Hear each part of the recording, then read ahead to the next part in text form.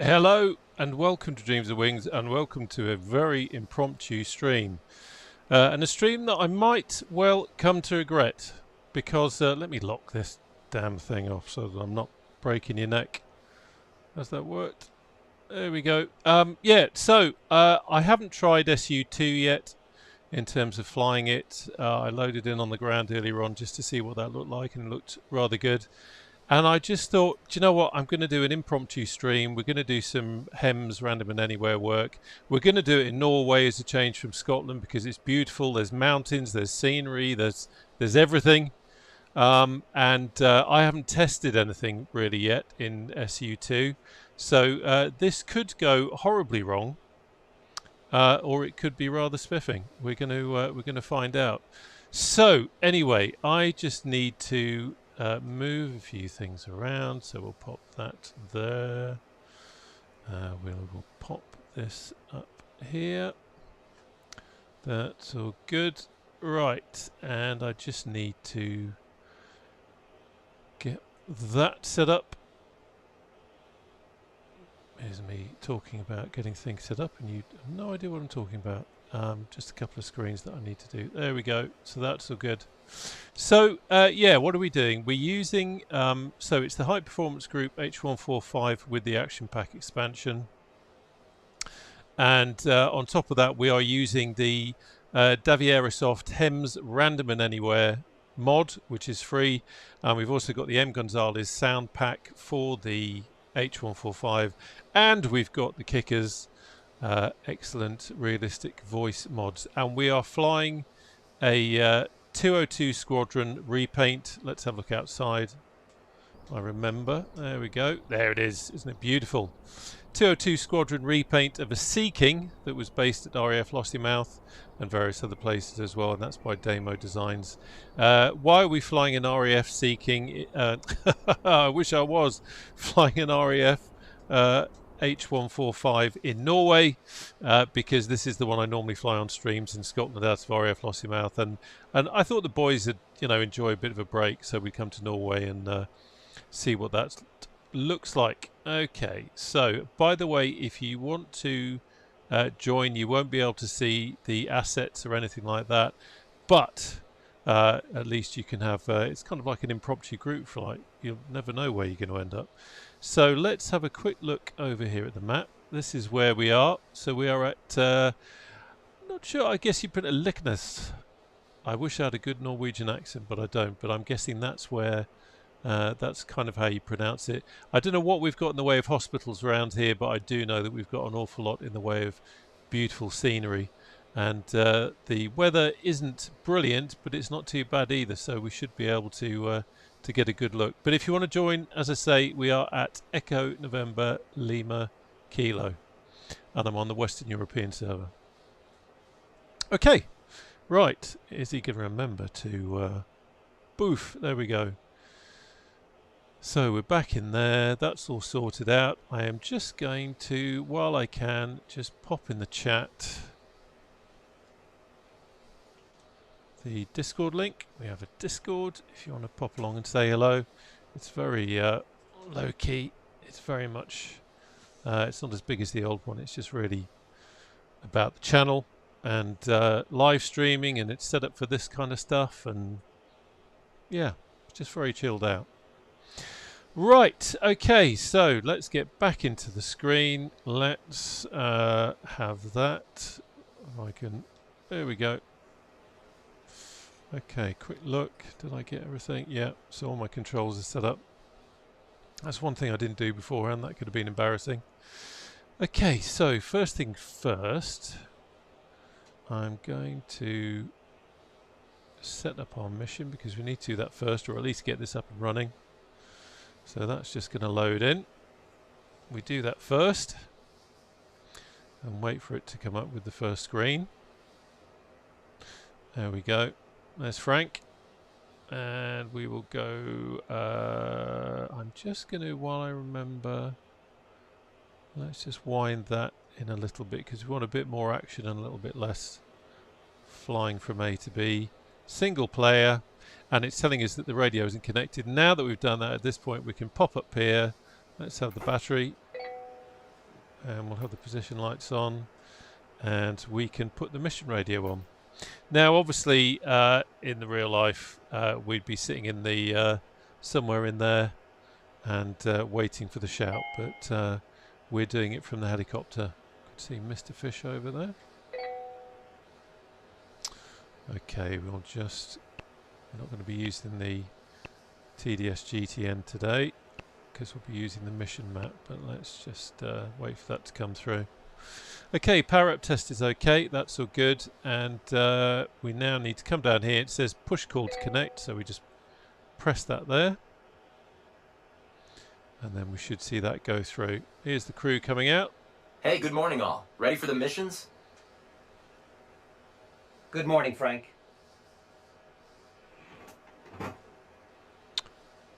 Wow. Now, these guys... Hey, Frank. Good morning. These guys are quite special. They're using the power of levitation. Obviously, something going Hi, on Captain. with... Helicopter is ready to fly. something going on with... filled and signed. If you need refueling, please ask. Something going on with Thank you, SU2 Frank. and the animations. I'll there. check. So, if you don't know the HEMS Random and Anywhere mod, it basically what it does is add a whole lot of realism, and one of the things that it adds is realistic waiting time. So we are literally at the moment waiting for a shout for our mission. So we're not going to really do anything at the moment. We've got the battery discharging, which isn't great. Oh, here we go. So what do we got? We've got a pacemaker malfunction in a bypass patient. So that's pretty serious stuff. There we Cabin go. preparations, please wait. Okay, so that's the guys sorting out their bit. There's the chaps in the back. Okay, so now we can get the engine running. So a quick check what we've done up here. We have got some lights on just to warn people. We'll put the anti-collision lights on as well. Let's go prime pumps. I think last time I did 2-1. So this time we'll go 1. Preparing for engine starting sequence. 2. 1-2. Go on then, mate.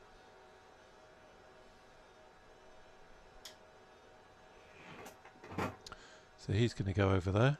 Glad to see he isn't levitating. He's got a serious co-pilot walk, which is what we want. Instills a bit Area of confidence. clear. Ready to start engine 1. Okay, quick check that that is down, and let's go for engine 1.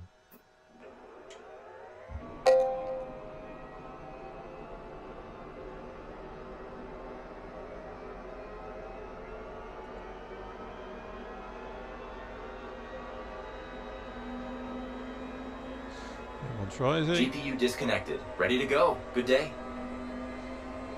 TOT's good. There goes Frank. Good old ground crew. Can't beat him. Just acknowledge all those. Oh, there's Frank with his fire extinguisher. Engine started successfully. Moving to other engine. Cabin checks finished. We're set to go. So that's all good. Engine clear. So we'll go for engine 2. And looking at that, but also looking over here now. So what do we got? At least one injured. Waiting for information. Pacemaker malfunction in a bypass patient. Waiting information about rescue vehicles. Present symptoms, bone fracture. Wow, he is having a bad day. Not only is his pacemaker gone, but All engines started successfully. he's got a bone fracture. We've got police on as well. So again, this is all real time. There are actually vehicles and other emergency Hold on. Performing services leak checks. travelling to the patient at the moment. And if we were there, you'd see the cars or the ambulance coming along the road. Really is very clever, this mod. Okay, so we've now got a good start on both. So let's have the prime pumps off, transfer pumps on, avionics on, DC receipt on, LAVCS, and we'll have pitot heat. We can leave everything else. We'll add a bit of light, and everything else is good. Okay, all good. Put a bit of heat on for the chaps in the back. Okay. Northern Air, Platty, hello both, good to see you. Northern Air, I haven't got a command set up for route, But if you were thinking of joining, we're at Echo November Lima Kilo, Leknes in Norway. That's where we're starting off from anyway. We will see. Okay, right, so a bit more information now. Ambulance is on the way to the accident. No advanced paramedic on board. We're a HEMS helicopter. We've got a doctor in the back, so don't need to worry there. And everything is good there. Right, let's come back down here. Open on the map. We can get rid of that. That's where we're going to. That's where we are. We'll be flying along there. That's quite a nice scenic route actually. Cabin's ready for takeoff. The guys in the back have done their thing. I am going to cancel the tours on this as well, because in the kind of lumpy bumpy ground that we are in today, system test okay. That's going to be a pain in the neck with that keep going off, and as I say, we're not using it. Right, what else do we need to do? A bit of housekeeping. We need to come into here. We need to, yeah, okay, got it right that time. We need to set nav source to MSFS, because then it's being driven by the mission. We also, you can see the route there is white. We need that to be blue. It's a little quirk of the thing, but what you have to do is just cycle the Garmin, and then we see that turns to blue, and then we've got some data in the FMS here, so that's all good. Okay, let's have both engines to flight. And while they're spooling up, let's put VMS over here. Let's put the nav over there. Let's have that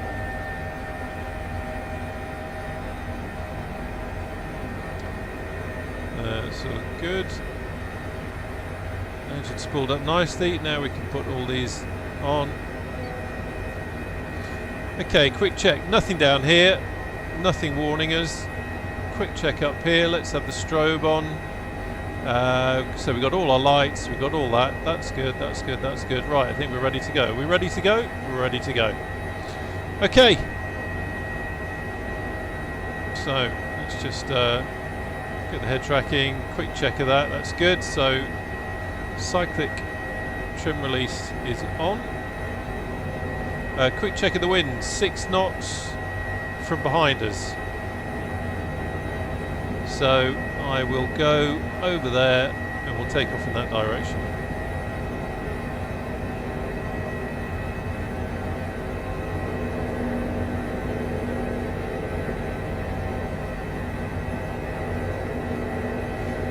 There's Frank. So ground power unit, when it's like that, always reminds me of and you'll probably only get this if you're from the UK, but of a certain age. But do you remember K9 in Doctor Who? When he's walking like that. Okay, concentrate on flying.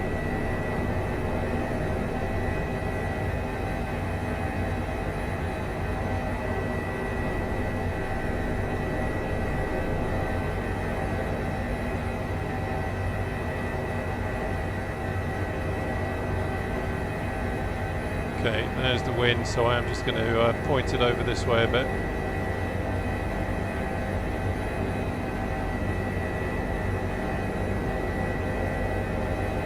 VTOS.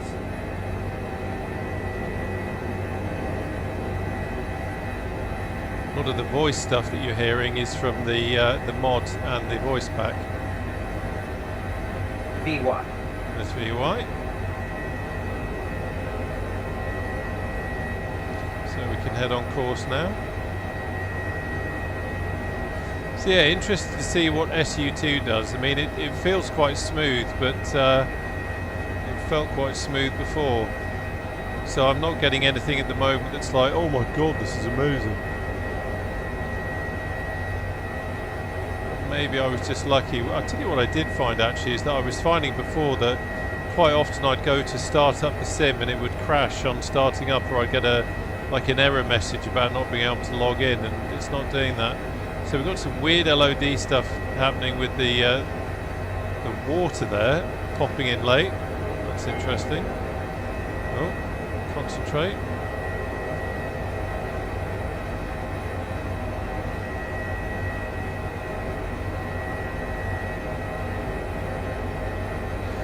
keeping an eye on that. Not I'm unable to set multiplayer. It is greyed out. So I would check in your settings menu to make sure you've got multiplayer on in the settings menu, and then is it greyed out in the where you go to set up the flight? If it is, try in the settings menu. That's the only thing I can think of. I'm just trying to think of what I would do to check. Chinook, how you doing? Isn't Norway beautiful?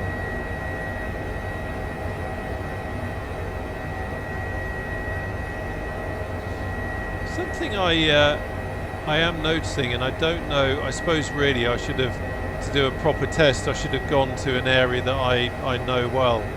But the ground doesn't seem quite as sharp as it has done before. But I don't know if that's just, I don't know if that, maybe that's just the terrain in this neck of the woods, the Bing map data. Okay, Norton, I don't know what would be causing that. That's a strange one.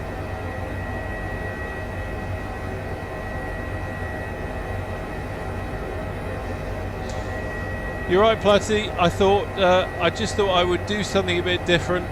I thought I can't keep going to Scotland all the time, as much as I'd love to. So I thought, where else has got pointy ground, trees, mountains, water? Norway, so we'll go there. Oh, okay, Norton there. So you've had other problems as well. I must admit, this is my first flight in SU2, so anything could go wrong. Max, welcome. I am at well, I've just left ENLK, Echo November Lima Kilo Leknes, and I'm just kind of heading 500. kind of northeast east to our casualty.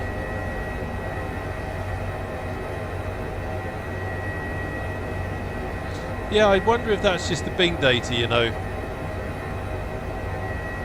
In Scotland, it's really crisp, whereas it feels a little bit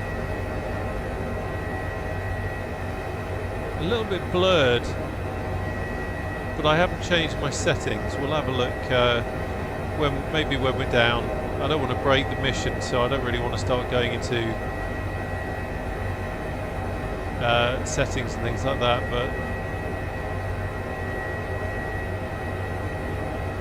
yeah, it's a little bit blurred. Maybe we'll check out Scotland in a bit.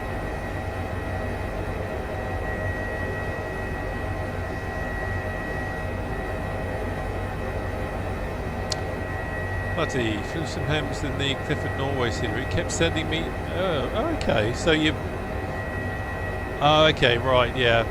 I think what it could be is if in that area there's only one point on the map that it feels is a viable option for a casualty or whatever. Maybe that's the reason. 500. Maybe that's the reason. Just out of interest, what was the mission? Was it the same kind of mission that it kept sending you on? Beautiful scenery.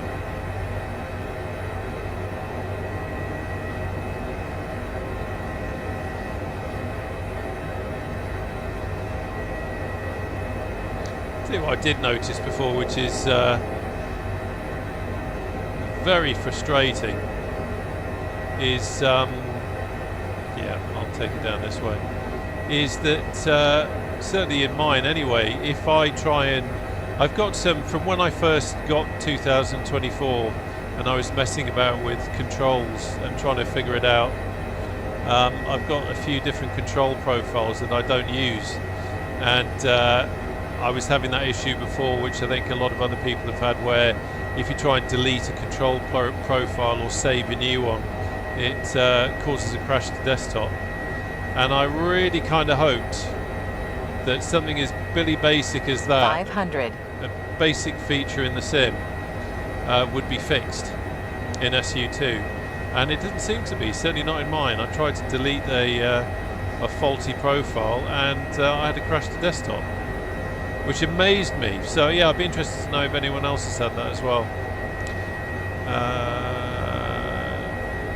Yeah, it's lovely, isn't it, Max? Really nice, and it's default as well. I'd forgotten that that was one of the, you know, the Sobo ones, but it's a really nice location.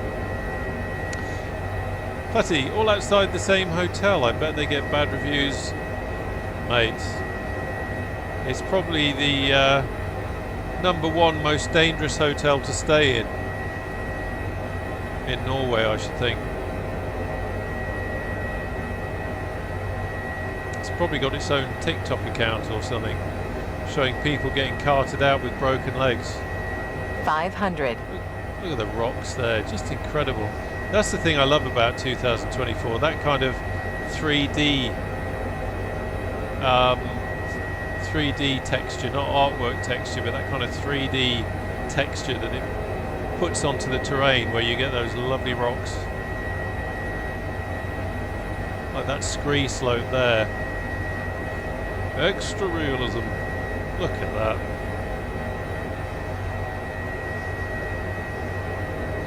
So, what is the time? Time in the UK here now is, okay, it's 10 to 10. We'll see how we go.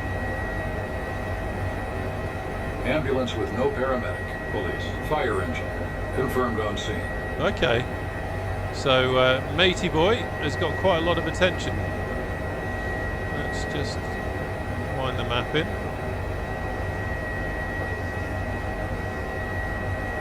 Be interested to see which hospital we end up going to.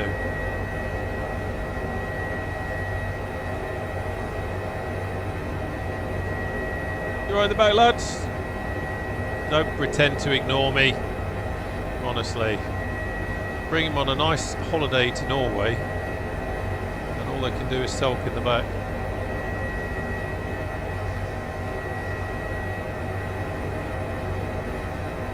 Gorgeous.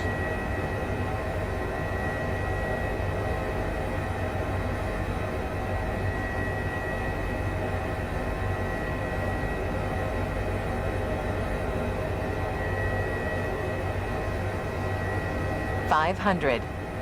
Okay, so we are going to be... I set a possible hospital destination for our patient. Infos are available on tablet. We can confirm or change later. How marvellous. So, something that is working in SU2 is the flare smoke. I've gotten so used to not seeing that, but it's quite obvious there. And mental note, I need to turn that off because I actually quite like not having it. 2 nautical miles from accident. It's a little bit more realistic.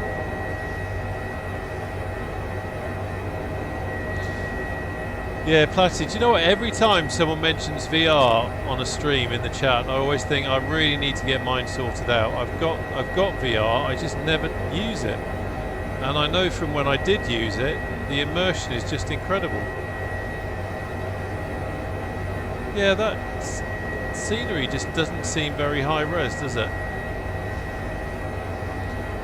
Although I'm sure my settings are. We will quickly wing over to Scotland at some point, just check. We are approaching the landing site. When I loaded in Lossie before, I was on the ground, so I didn't see the mountain area, but it didn't look quite as patchy as that. Sean, you're in a severe thunderstorm warning, blimey. What part of the world are you in? Right, let's have a quick recce. So there's our smoke. Wind's coming from that direction. Okay, I can see. So I think what we'll do is we'll go in between those trees. We'll come back over the water, come in over the hut, and then thread it through the trees. Ready, lads? Ready.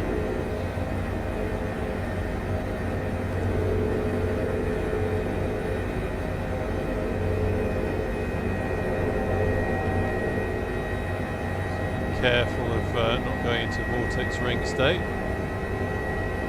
Okay, let's tuck away the panel. That's interesting. There we go.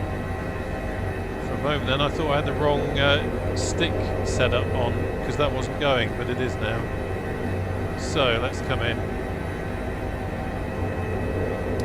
So the wind is on the nose now. So I think we'll just drift over here a little bit. Slightly different course than I had planned.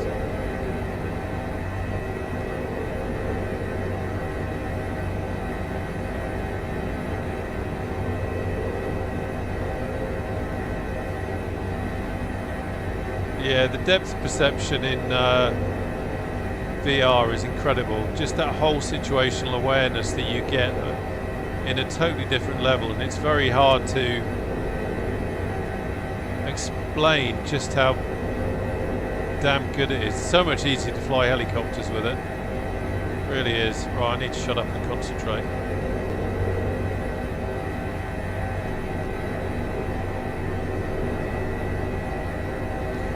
Over the trees. If anyone can speak Norwegian, now would be a good time. Reasonably close. Now would be a good time to shout, "Don't run out in front of the helicopter."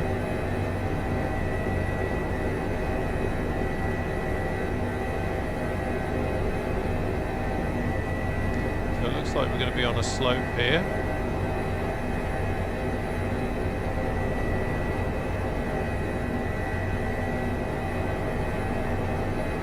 Gently feeling out where the slope is.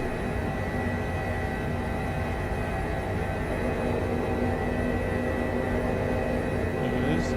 And we're down. Oh, hello. Right, okay, lads. Decamp.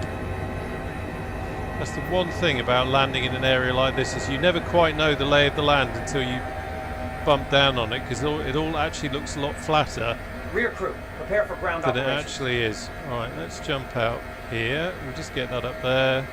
Let's go and have a look outside.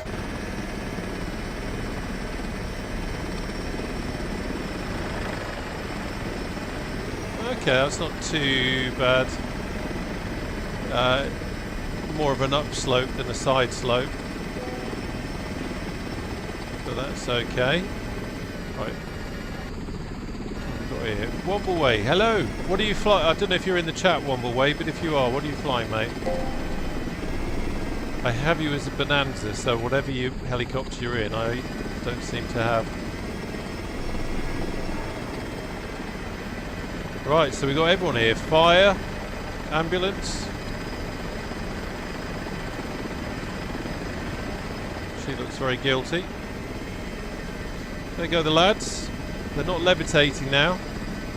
There you go.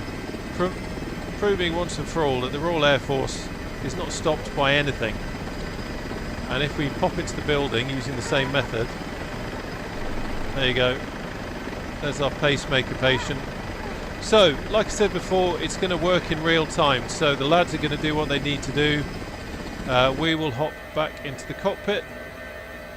And then I'm going to, if we wanted to skip all the waiting and that sort of thing, we can press that button and it will just load the patient on and we can get going.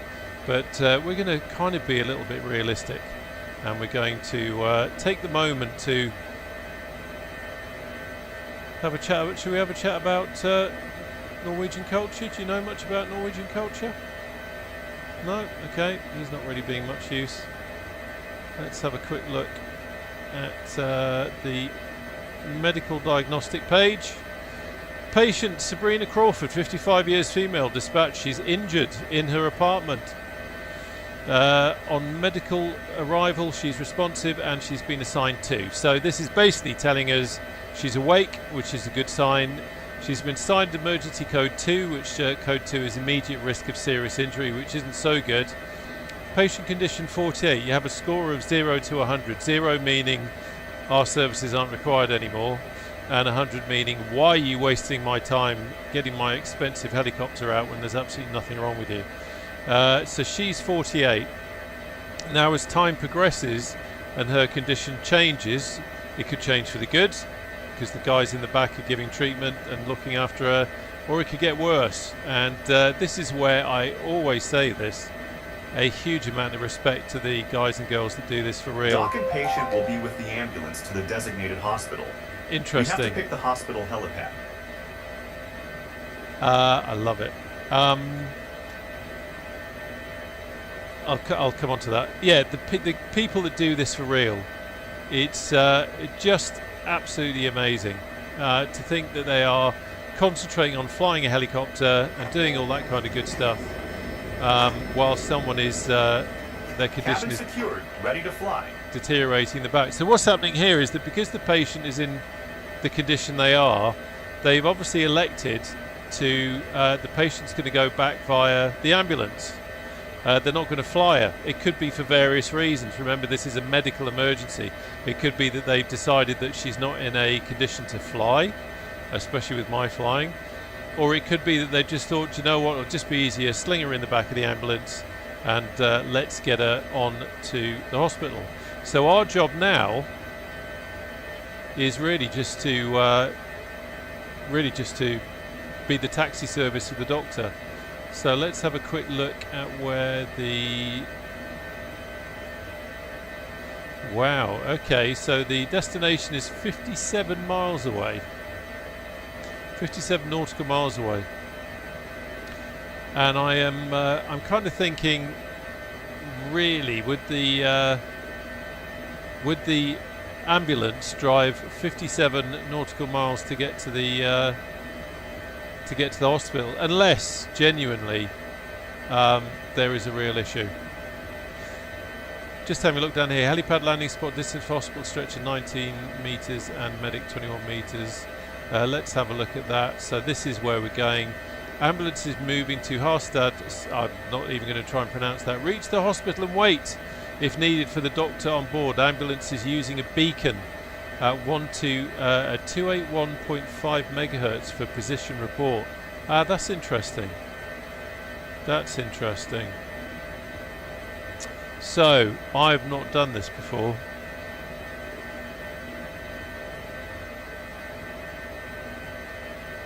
I have not done this before. I've not tried to map. Let's close the POI. We'll follow the aircraft.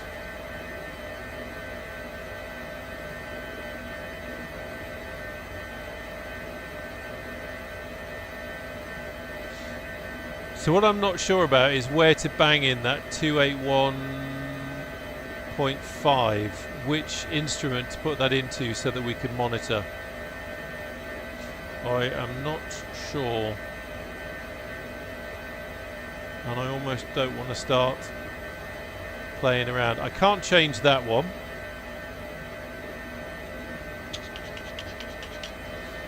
Yeah, I need to, that's something I need to look into.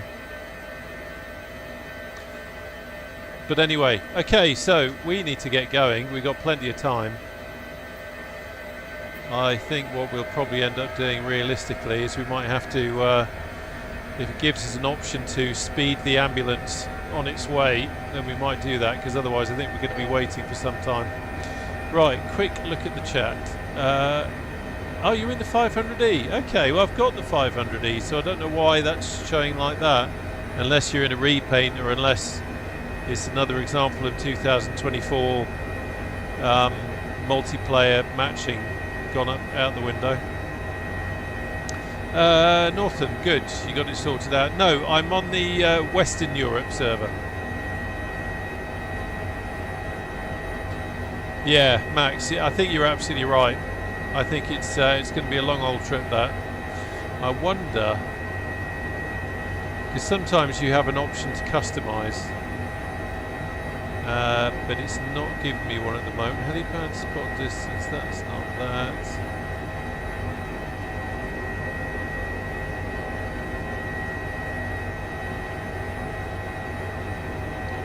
That's that, so we can't change that there.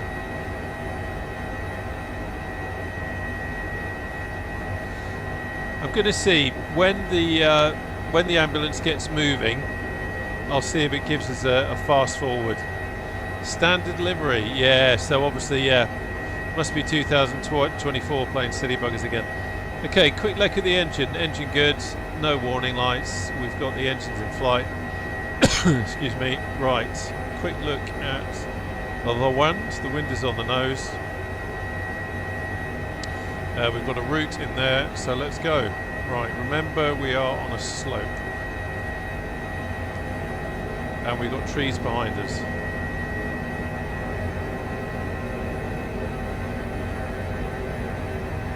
So we'll avoid the trees.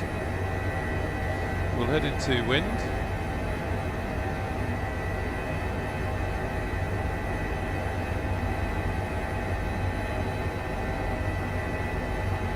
VTOS.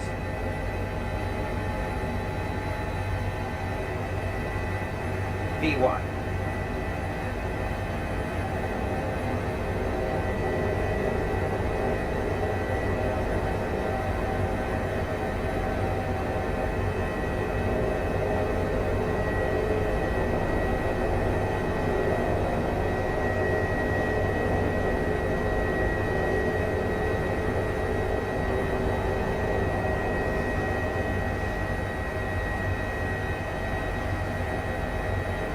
There they are. Ambulance is still on the ground.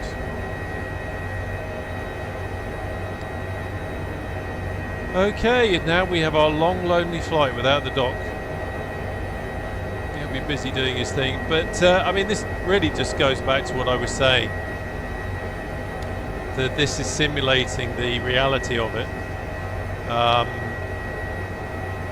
So there are going to be weights and things like that involved, although I think maybe the this ambulance run is a little bit excessive, but that's what happens when you pick flying in the back of nowhere in Norway. If I wanted shorter routes and that sort of thing, I should have picked maybe somewhere like Bergen.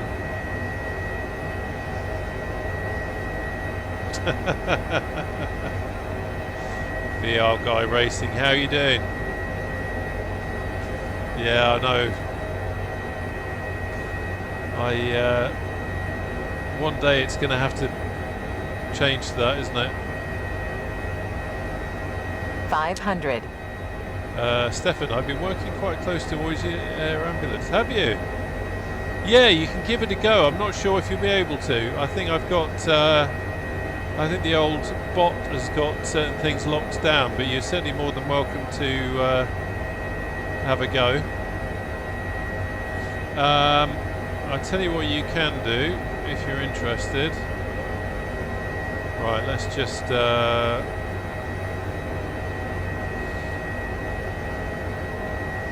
okay, so we're now on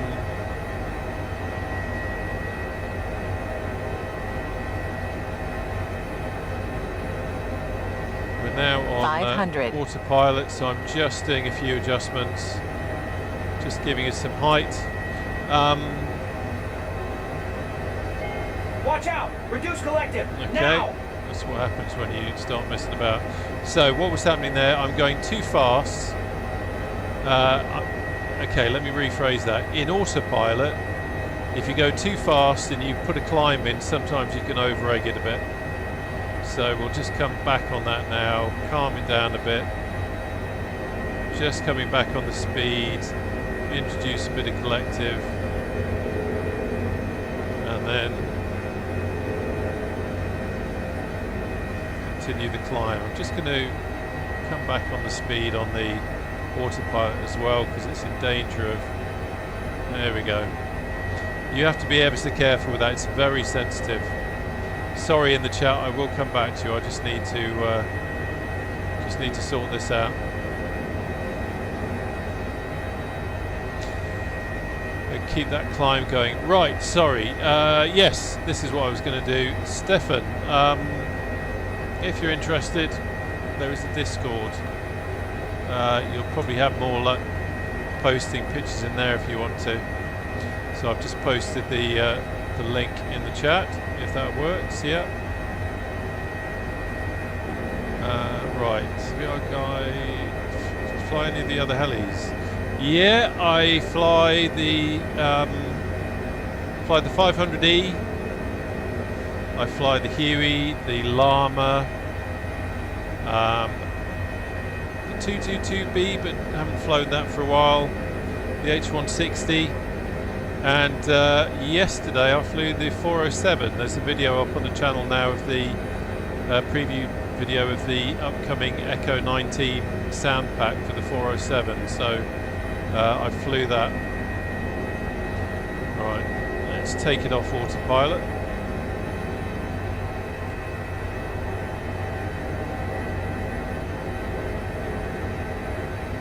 And we'll just get us round here.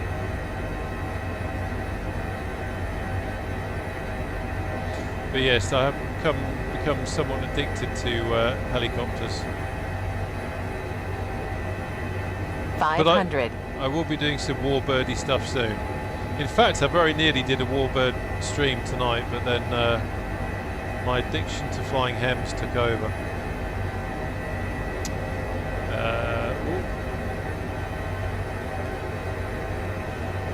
Binky750B, welcome to the chat. Good to have you along. Max, you should do one close to Oslo and go to Torp Airport. Yeah, I think this is great for the scenery, but in terms of having hospitals to go to and that sort of thing, it's a little bit limited. But look at that scenery. A little bit of snow in the gullies, heading towards the cloud. Cloud and mountains and helicopters, what could go wrong? And while we're in a position to, let's put the synthetic vision up. There we go. Just in case. 500. Right, I'll show you in a sec, Northland. Stand by.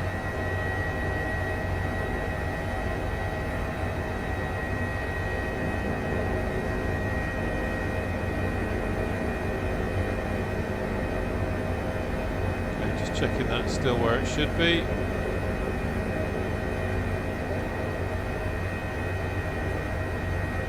Oh, that's a bit worrying. Data query range exceeded. Data query returned no results. Mission cannot continue.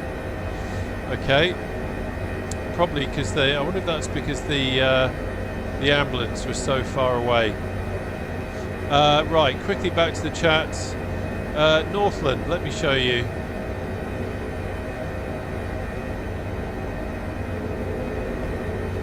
So 500.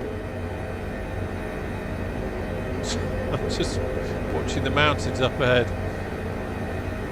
There we go. So there's Leknes, and we are up here, heading in this direction. If that helps. 500. Okay, let's get back to the stream. Back in the chat, Binky, did I hear you say Echo 19 are doing a revised sound pack for the Mustang? They've done it. It's already out. It's for the Aeroplane Heaven and the default as well. And the risk of a shameless plug, there's a video on the channel all about it. What I was doing yesterday was in the 407, in the Bell 407 helicopter. That was a preview of what we've got coming up for that. One more way, was it Compton Abbas today for their Spitfire weekend? Oh, fantastic. I do love Compton Abbas. Definitely need to get there. It's a wonderful place. Right, so this is now saying data query range exceeded, data query returned no results, mission cannot continue. So I think, folks, that now is the time to kill this off. The ambulance, let's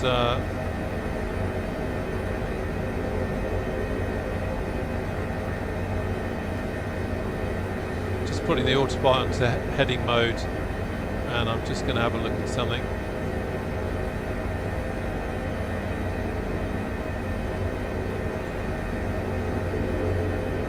$500. Well, the mission still seems to be running, but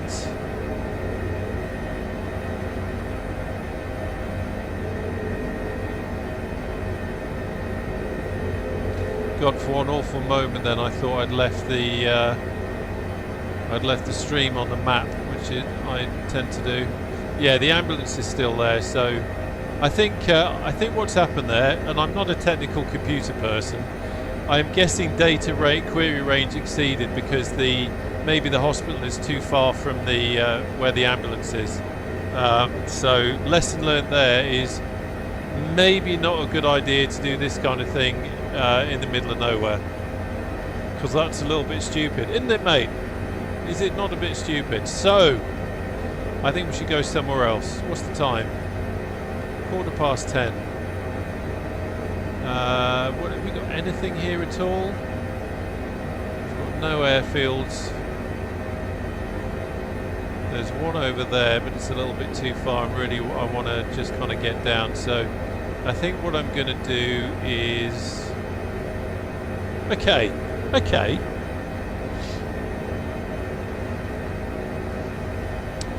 Give me some suggestions in the chat for where we should fly. Let's throw it out there a bit. And I'm going to, in the meantime, I'm going to land. We'll cancel this because it's obviously not going to work. Where shall we go to fly some missions? Okay, let's have autopilot off.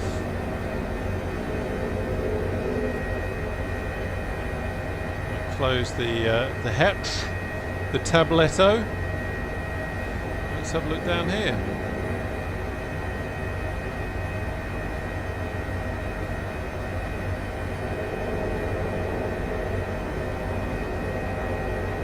It's very picturesque though. I'm glad we came here.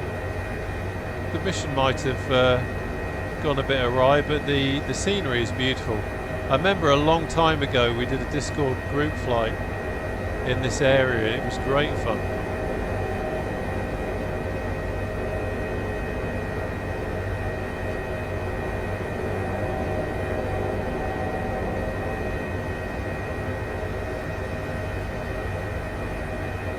It's a nice little spot.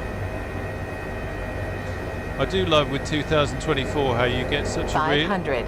You get such a realistic view of the terrain, you know, the fact that you've got that little bay there with the houses and the beach.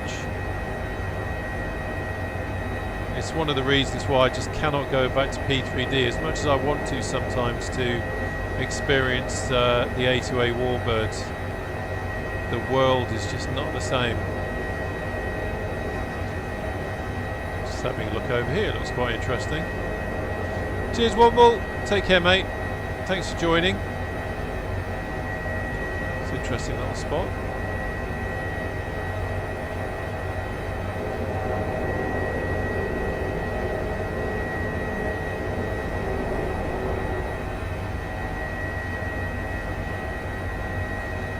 Okay, what have we got around here?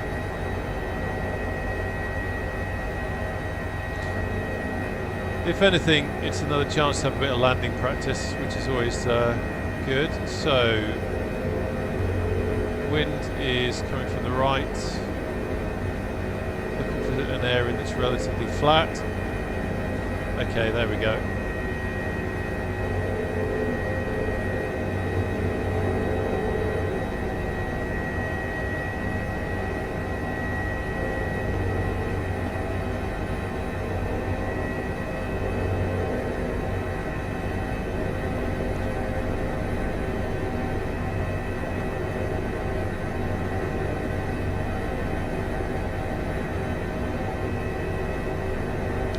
Be interested to try another area actually to see if the scenery is a little bit better in terms of the resolution. I'm not sure what it is. I don't know if maybe it's the fact that there's some more grass showing through, which makes it ever so slightly fuzzy. But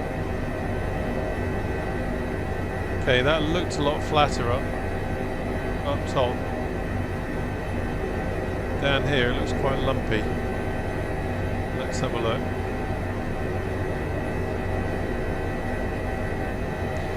One of the great advantages of a real world crew is that they would be calling out distances now. Distances on the tail, checking out for obstacles, and also just giving some feedback on where the ground is. forward a bit so we don't go in the lake. One of the things I always find is that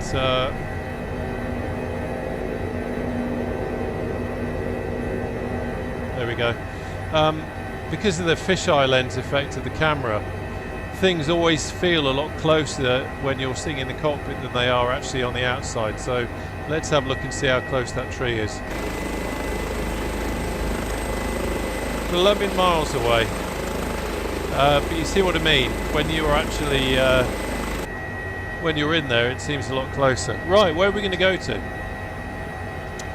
Where are we going to go to? I think maybe somewhere a little bit more built up.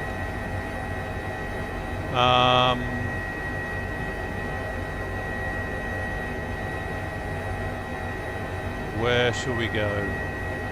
Hey, should we go to Italy? Shall we go to Italy? I don't think I've got Italian vehicles and things set up, but it should still work. Queenstown, New Zealand. The only thing that concerns me slightly, Chinook, is we might have the same problem. I'm just having a look now on the map. We might have the same problem if there's not much around there. It could give us something silly in terms of where the hospital is.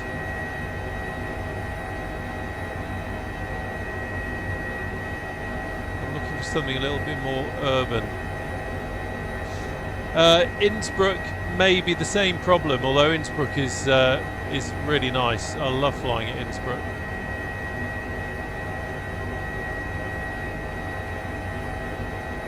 I'm going to try something a little bit more urban.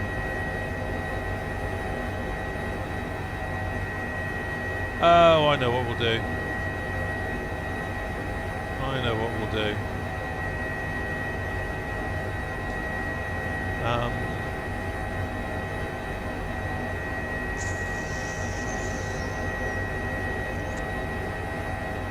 Yeah, I did. I've got some of their stuff, Chinook, but I don't think I've got it installed. I had it in 2020, but I've not installed it in 2024. Is their stuff working in 2024? I'll be honest with you, I've not even looked. I've not even checked it.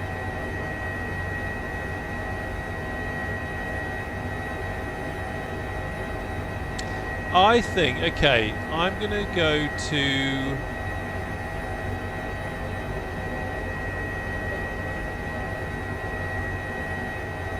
Do you know what? Let's try Innsbruck. Why not? Why not? So, I'm going to do what I hate doing. Oh dear. Kills me every time. It just destroys the immersion. Right, let's head to Innsbruck. And I haven't got my Innsbruck scenery installed. I think good God. It's like can't see the wood for the trees. So there's Zurich. This is a test of my there it is. Maybe it's the Billy Basic default one, I don't know. Let's have a look. Rescue, so we'll pop in there, set as departure. Blah blah blah, bloody blah blah. We'll have live weather, we'll see what that looks like. Change the time. And save and back. And let's load in. So we are now at Lowy. If anyone wants to join, jump in at Lowy.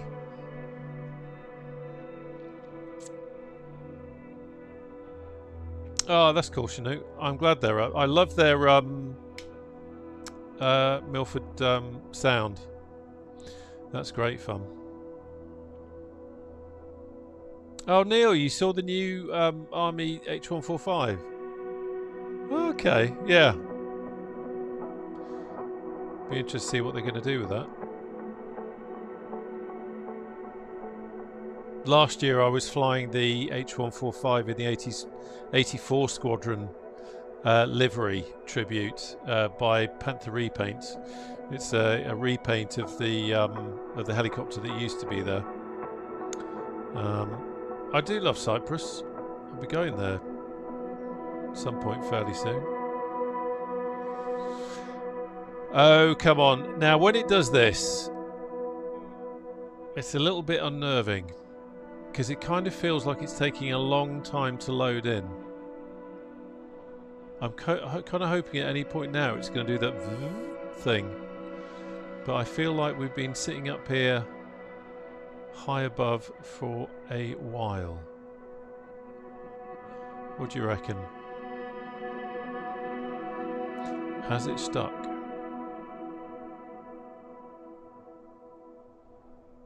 Feels like it might have done.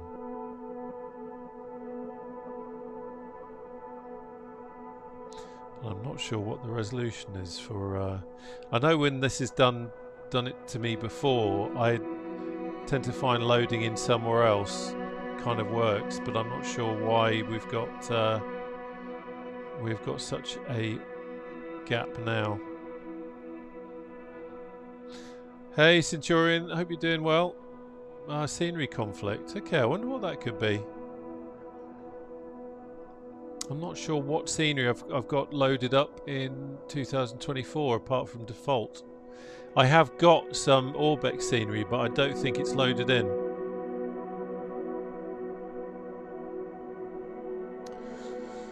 Come on. I don't think this is going to happen, is it? Oh! Whoa, whoa, whoa, whoa, whoa, whoa, whoa. Have faith. Jesus.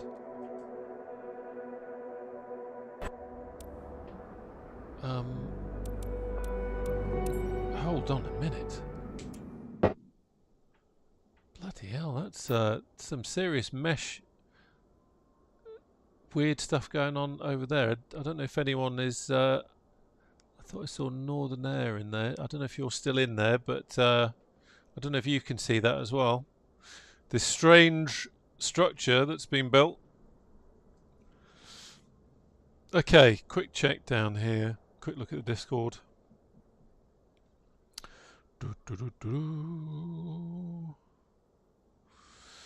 Oh, nice pictures. That was Stefan, wasn't it? Yeah, lovely. That must be fantastic. Working, doing that for a living in that kind of terrain, I would not say no. Since I've got a moment while I'm on the ground, if you didn't see it before and you want to join the Discord, I'll just pop the link in there. Okay. Oh, there we go. Of course, Innsbruck is going to be quite busy, so I need to be careful that I don't get in people's way. There's nothing more annoying when you've just been doing a long IFR flight with ATC and some Herbert and a yellow helicopter gets in the way. Right, so we need to do the same thing that we did before. So we'll go map submissions. We'll load up random and anywhere.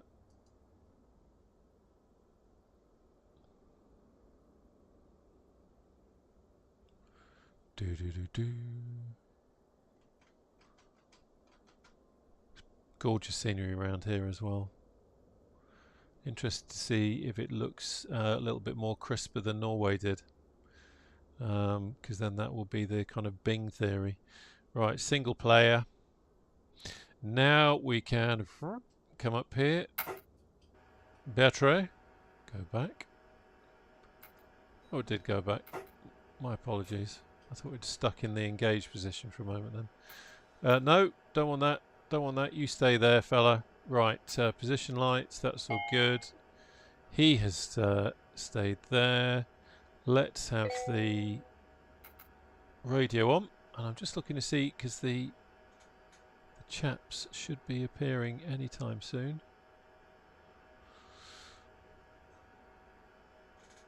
Of course, being the diligent helicopter pilot, I'm waiting out here. It may well be when this connects up. Let's say this is very much a test of the mod in SU2. So that is now connecting to the group. I'll just wait for that to go. There we go. It's now connected. So that's all good. And then while we're doing that, let's just remember this here. We'll get rid of the tours. Can we see any crew yet? Sometimes they drive out in a vehicle. Sometimes they walk out, and that's all part of the mod. There we are. Hello. Can't see Frank yet. There's Northland, and I can see you in a 500E this time. That's good. Although I see they haven't sorted out the rotors. So the rotors... Oh, no, you're in an H145. Read the text, Rob. I was just looking at the helicopter, and it looked a bit like a 500E. Yeah, the rotors still aren't turning. That's a shame. Okay, so we've got co-pilot is in. What have we got here? One new HEMS operation center dispatch received. Foreign body aspiration. Heimlich maneuver unsuccessful. Right, this one we need to not hang around for. Okay. Strapping down the equipment. Stand by for confirmation. Okay. I'm going to be quiet and just rush through this because this is pretty important. Could be quite serious. Okay, let's do a engine start. So we've got the lights on there. Put the anti-collision lights on. Prime pump we did 1, 2 last time, so we'll be Preparing 2, for engine starting sequence. 1 2, this 1. time. Off you go.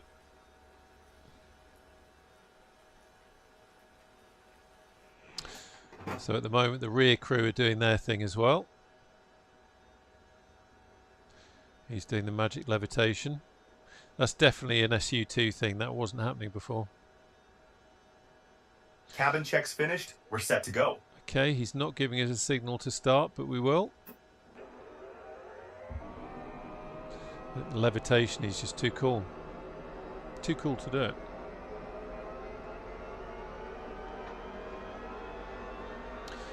Why give a signal to start the engine when you can levitate?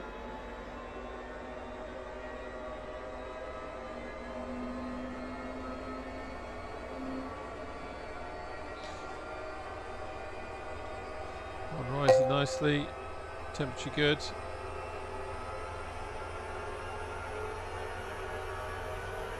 Bit more information come through about the patient now. Engine started successfully. Moving to other engine. 65 years old male. Foreign body aspiration, Heimlich maneuver unsuccessful. So basically the poor fella Engine clear. has got something stuck in his throat and is gasping, waiting for us to appear. Engine 1 starting now. CN1 rising, TOT rising.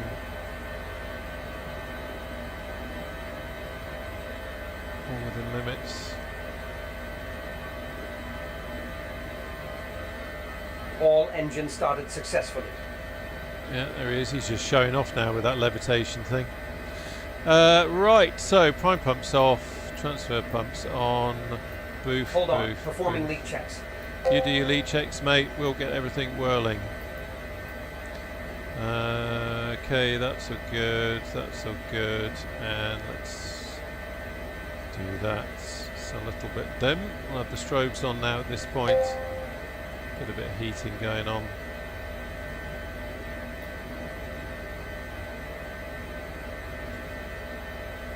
Okay. Right, what's going on down here? Nothing to worry about. We can acknowledge all of those. We can now do this. All good. Excellent.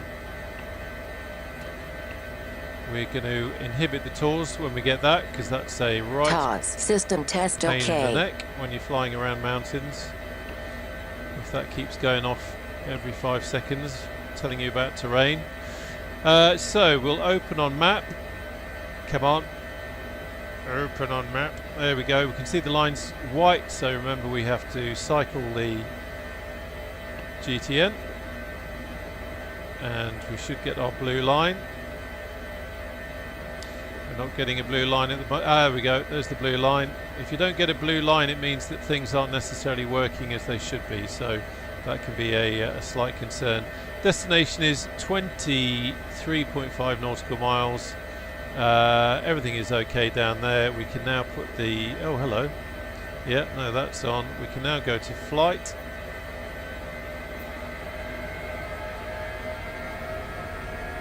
VMS over there. We'll put the nav there. Keep an eye on the engines. They're all stabilising. Oil pressure's good. Temperatures are good. Okay, wind on the nose, and it's only 2 knots. Nothing at all. We're going to head towards the Triangle of Doom, Northland. Just out of interest, can you see that? Can you see that? It's like a triangle shape with a hut on the top.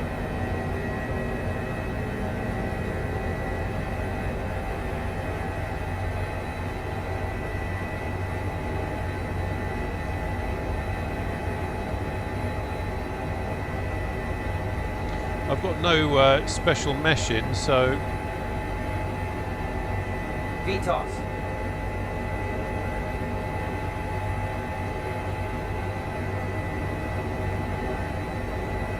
VY. that's VY. Yeah. Interesting. Right, so we need to fly over the mountains. So we need to get a serious climb on here. Just coming at it at a slight angle just to give us a bit more horizontal space in which to achieve our altitude. So you can't see it. I wonder why I can see it then.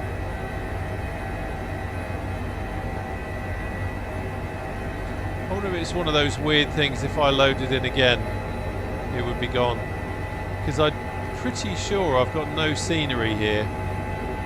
I do have, I think I've got the Orbex Innsbruck, but I don't think I've got it installed. I think that must be a default one, so I don't know what else could possibly be causing that.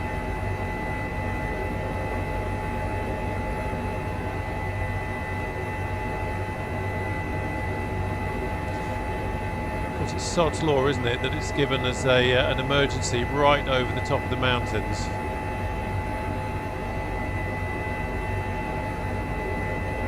So we keep it climbing, speed has dropped, so we need to get back up to VY.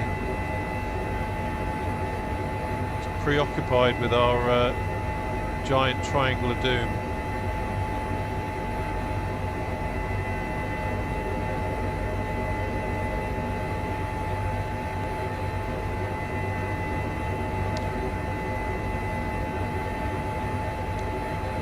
Seeing any other kind of anomalies.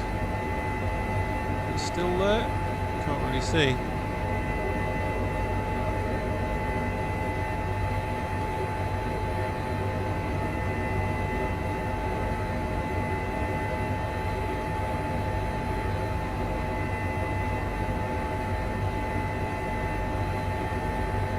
Yeah, the ground here looks a little bit crisper, I think. Maybe not. We'll have a look when we get a chance. Might need to just check some of my settings. I definitely haven't changed anything, and when I had a quick look before, it looked like it was still the same.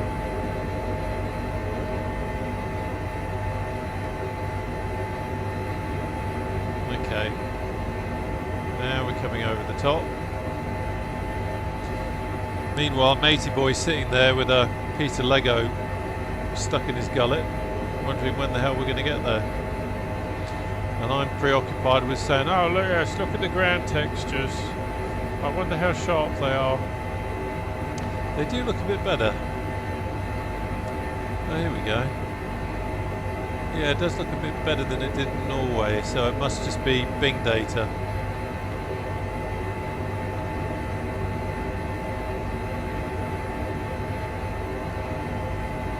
Okay, come on.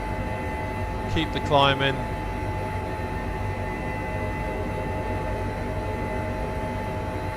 Some rain over there, some cloud. So we've got live weather in, but not live time, obviously.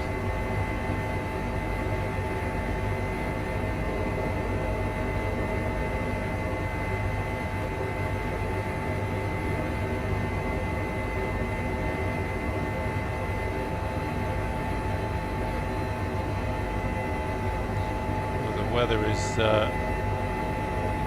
not looking great. This could be where we have to put our IFR or the IMC skills to the test.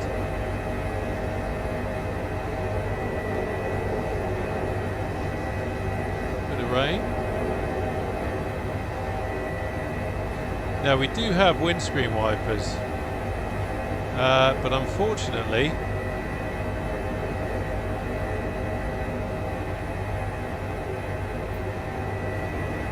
they do not wipe the water, which is a shame, and I'm hoping that at some point Hype will be able to fix that, because it does kill the immersion just ever so slightly. Now the reason why I'm talking so hesitantly is because obviously visibility is just completely dropped, and I can see the mountain.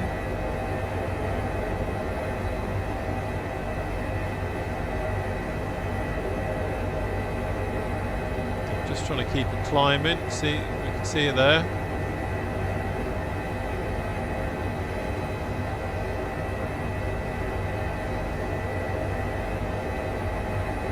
This is when the tours would actually be quite useful.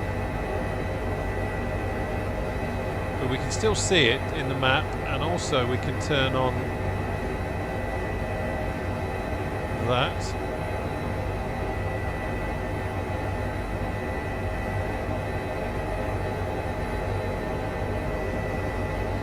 Just notice we're sinking.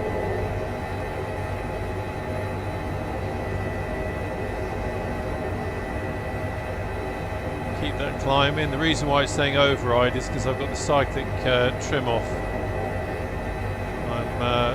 So I'm not fighting the helicopter. Okay, let's come around this way. So very little outside view reference there to look at. I can see we've got a ridge just under us. I'm looking at the synthetic vision.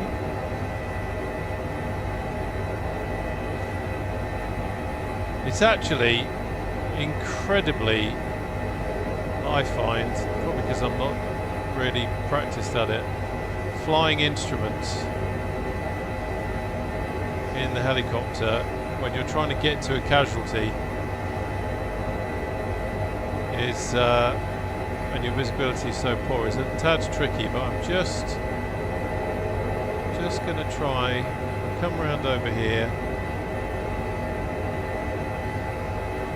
keeping an eye on what we've got coming up. We've got no terrain warnings going off at the moment.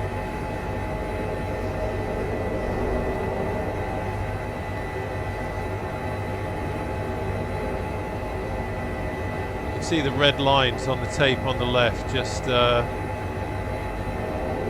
keep coming down. It's because we're going very fast, and I'm also obviously using the collective to climb. So I think what I'm going to do, because right now my priority is climbing, so I can just about make out the side of the mountain there.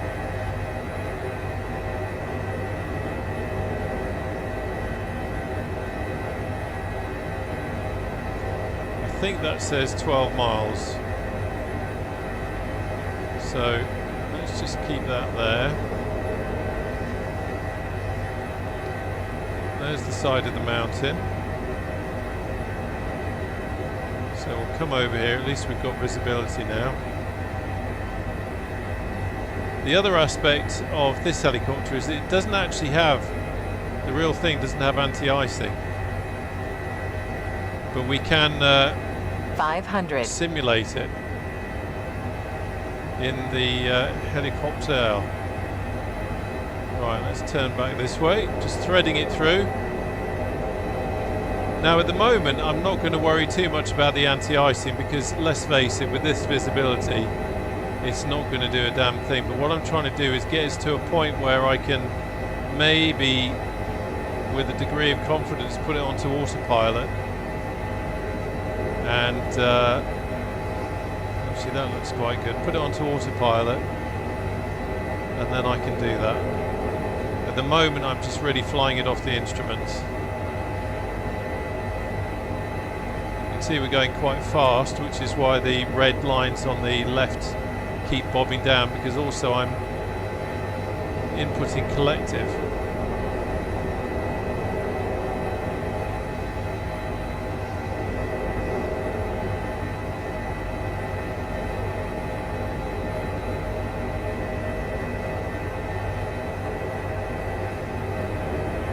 Wow, I think that's snow now. We are getting it all. Okay, so I'm now going to put it onto autopilot. Let's, there we go. Right, now I seem to remember, I think that will give us 500. okay, that's a bit disconcerting.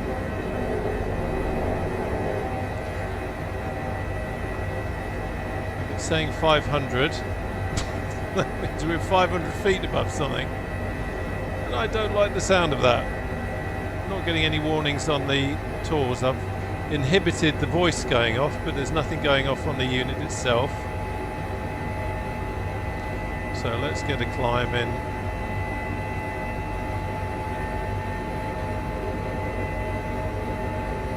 Okay, back onto autopilot. And let's put it in heading mode, I think, just so I've got a bit more control.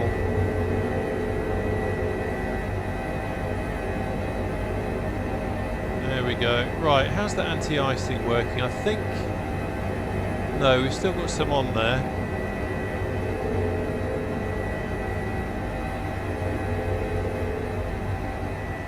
I don't think this is really going to make much difference. I seem to remember for anti-icing you have to pull these up. Right, quick check. Doesn't look like we're going to bang into anything. We are 7.8 nautical miles away from the patient. Well, this got a bit interesting, didn't it? Not great sightseeing for you, but from a flying point of view, I wasn't expecting to be full IMC. The Austrian air ambulance would not fly in this condition so far, I know, since they only fly VFR. Yeah, Max, it is a tad unrealistic, I have to say. I know the RAF Sea Kings probably wouldn't have flown in this either because of the whole icing issue and that kind of thing. So this is only the kind of stupidity that you do in a flight sim, and if anything, for me it's good practice in doing some instrument flying, although I hope that we haven't got to go back to Innsbruck to get to the hospital, because I don't fancy doing that in reverse again. It's so easy to lose track of name tag locations with these mountain textures. Yeah, you can't see a damn thing. I just realised that you're a blue diamond on your D-map. Much easier. Oh, am I? That's interesting. So a hype helicopter can see the other hype helicopter, can it? I wonder why I can't see you. Maybe because I'm in the wrong mode. Perhaps.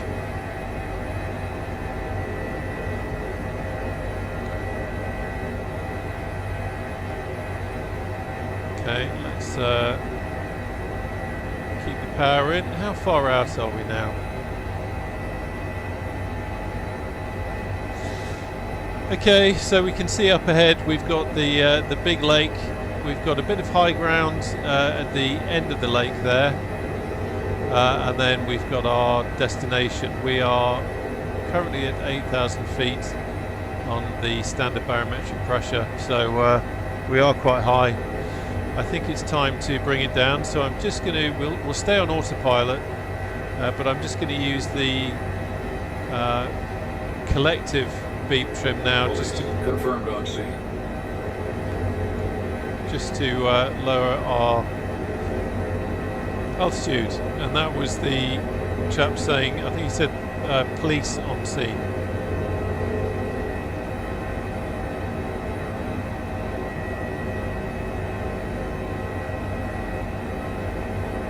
Okay, doesn't look like they've quite got there yet.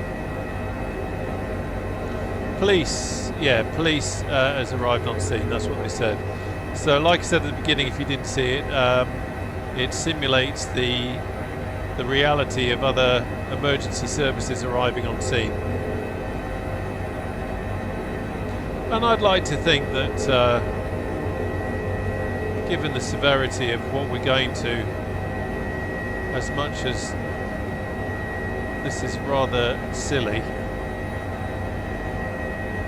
it's kind of worth it.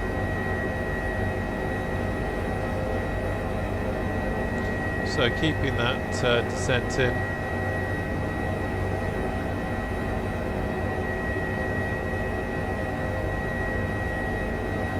Just using the cyclic trim hat now just to change the heading for the autopilot, just to line us up a bit. Still can't see the ground. We don't have the ice anymore, which is good.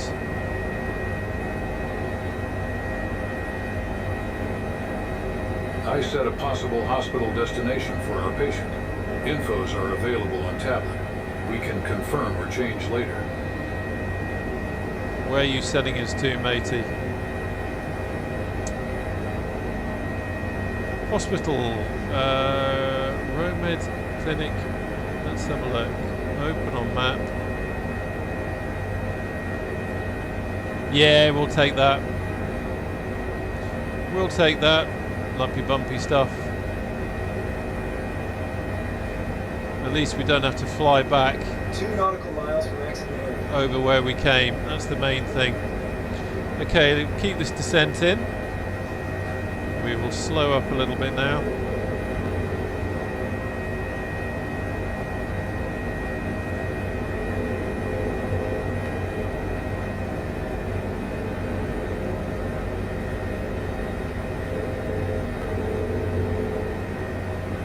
Can just make out the ground. Yeah, cheers Manic Miner. The weather is just superb, isn't it? Right, the ground is starting to swim into focus now. A320, just got my vertical controls yesterday, still trying to figure out how to limit my collective max pitch even with the 30 degree cam. So it's like almost up to my armpit. Yeah, it's surprising, isn't it? I've got 30, but I'm used to it now and it doesn't bother me. But I think mine came shipped with the 50. I can't remember which one it was, but I was quite surprised. There's some smoke, so that's our target.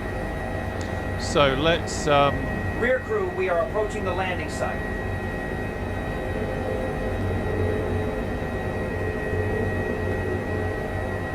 keep that in mind. Oh, it's so nice to see the ground. Okay, let's take it out of autopilot now. So, there's the... Come on. Checking the collective position. You always got to be careful after a period where you've been flying on autopilot. You know this anyway. I'm talking to myself more here. But where you've been flying on autopilot in a helicopter, if you've knocked the collective lever, your physical collective lever, when you come out of autopilot, suddenly it can go horribly wrong. Right, let's just watch our rate of descent there. We don't want to go into VRS. There's our smoke.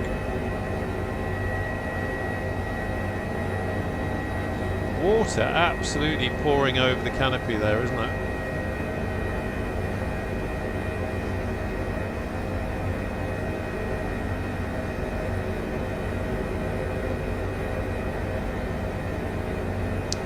Wow, A320, you did the real thing.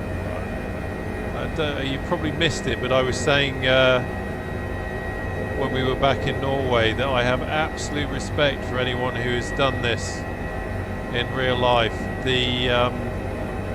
To safely operate the helicopter whilst at the same time knowing that someone's condition is deteriorating and it's life-threatening stuff going on. Huge amount of respect. Okay, let's see where we can land. So we've got cables there, so that's a no-no. Cables and trees. 500.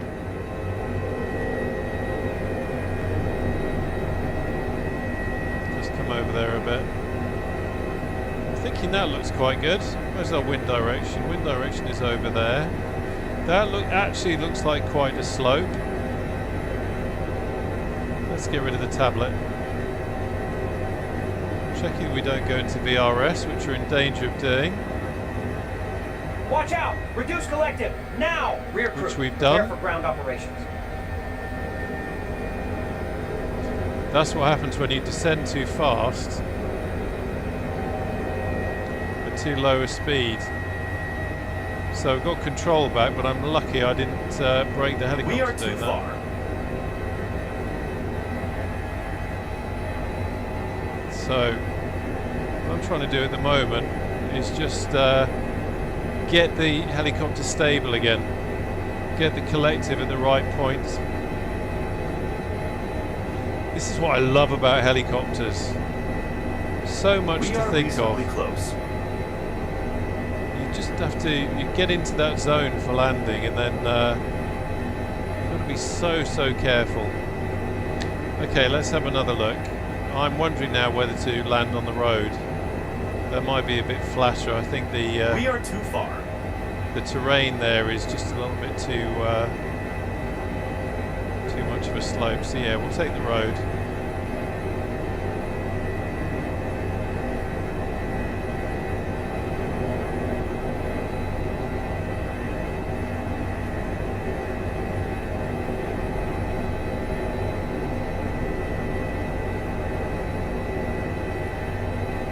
We are reasonably close. Actually, let's go in the car park. Just in case we get any autogen cars flying along.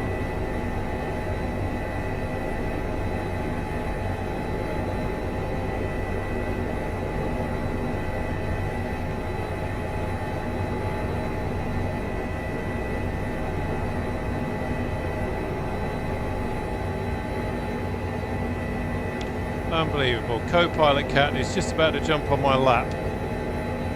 Now is not the time, sweetheart. Trust Nice me. landing. Okay. Engines to idle.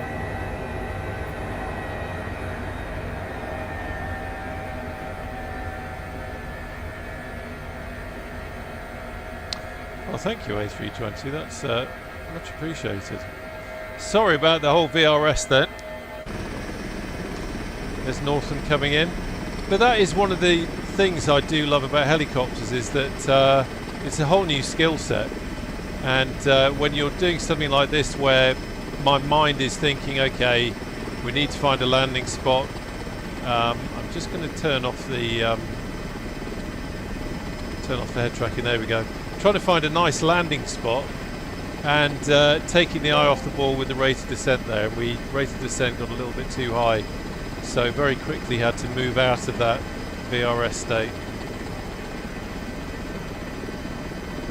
So yeah, I don't have the it looks like it's defaulted to an American pack, but the chaps have jumped out. We will come to engines off. Need the head tracking back on. It's gone. There we go. Come back. Come back. There we go. Right. Transfer pumps off. Just going to leave that on for the time being. That's all good. We'll have that off. We'll have that off. And I'm going to ask you something in a second, A320. Because it's always interesting to know. Right. Quick look down here. Radio still connected. So what we do is we do a little cheat because we don't want to break the connection with the mission radio. So this simulates, like in the real world, an A320, you'll know far better than anybody. You might have a radio that's connected via an independent battery or a handheld radio or maybe on a phone. So I don't want to disconnect this radio because then it'll break the mission. So we've got a little cheat. If we flick the ground power switch, then it simulates having a backup battery or whatever. So it's certainly in the previous version. If I do that and then I turn the main battery off, all this should still stay connected. If it disconnects, that will be very disappointing. Let's see. It stayed connected.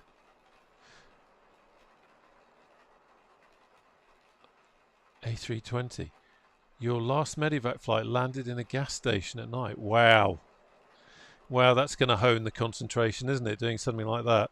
So A320, what I was going to ask you, because this is something that comes up quite a lot when I do these flights. I was once told by a real-world H145 HEMS pilot that quite often when you think that the crew are going to be gone a while working on the patient, they'll do a full shutdown, which is what I've done. Sometimes people on the stream will say, surely they wouldn't shut the helicopter down all the way while the medical crew are out working on the patient. But ever since this real world pilot told me that's what they do, that's what I've done. But I'd love to know what your experience was. How often were they, or how often were you doing a complete full shutdown, or were you was it most of the time you kept the engine running? Danny, hi, could you show me what I need to do with the MSFS layout generator to fix the SU2 activation key? Right, I can't show you, but it's really simple. It's really simple, but I understand why you're potentially a bit confused, because I was as well. But you download that file that they give you a link for, the generator. You pop it in your H145 folder. You also put it in your H145 action pack folder. You slide the layout .json file onto it, and you do the same in each of those. So you do it the same for the H145, and you do it also for the action pack. If you do that, it works perfectly. And co-pilot Kat has decided she's going to come and say hello. Oh, Jesus Christ. Be careful. This is a professional flight deck. Right, matey boy's come back. So he's probably come back for the stretcher, which means that we are definitely going to the hospital. Whereas before we ended up, the doctor was just going to go. Here we go. Thank you.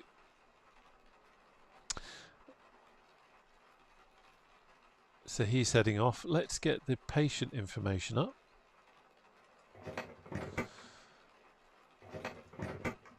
So Glenn Dawson, 65 years, male, nursing home accident, diagnosis undefined, so we haven't really got much more on that yet.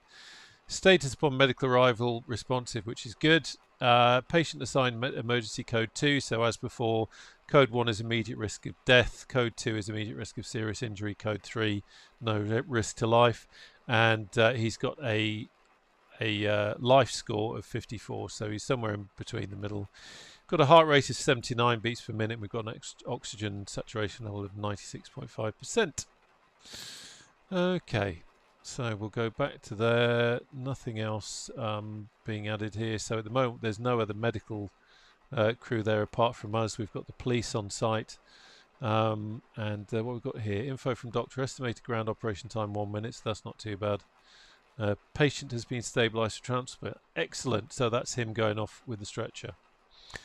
We almost never shut down. Oh, interesting. When you're doing a scene call versus into hospital transport, these guys are really in bad shape. To time is everything. Yeah, you see, that makes a lot of sense. That makes a lot of sense. Interesting. Okay, maybe I might not shut down then.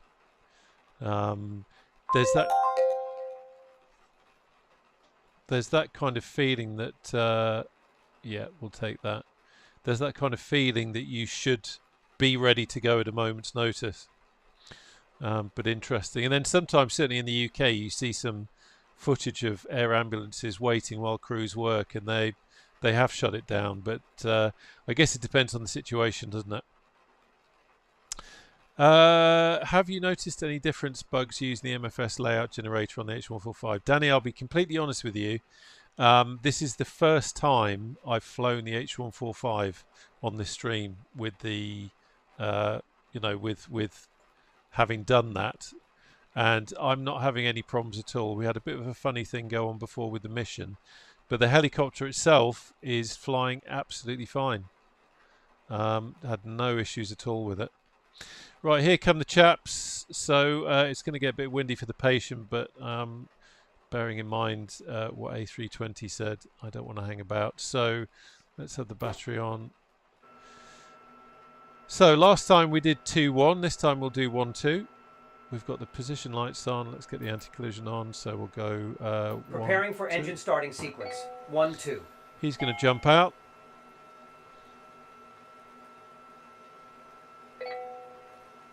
There's Northland in the other A.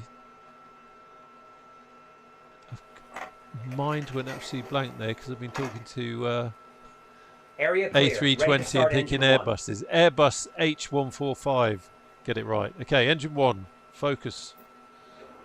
Lives are at stake. Patient on board. Take care. Actually, I'm going to leave the tours on. Okay, look over here. Cabin secured, ready to fly. Should have really checked the battery before I started the engine up, but looks like we're okay. Oil pressure's good. M1 rising, TOT is good.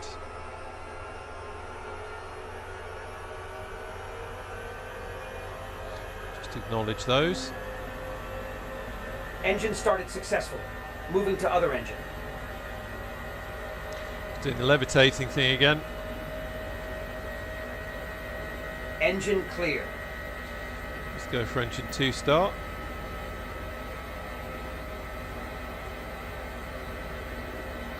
Oil pressure rising. M1 rising, TOT looking good. Yeah, that's definitely an SU2 issue with the levitating crew. That wasn't happening before. But will this problem be All solved? engine started successfully. You have to use the MSF generator. Will it be possible? I would imagine, Danny, that HPG will fix it, but I don't know why. Hold on. Performing leak checks. I don't know why it happens, but they're good guys. I would imagine they will figure it out.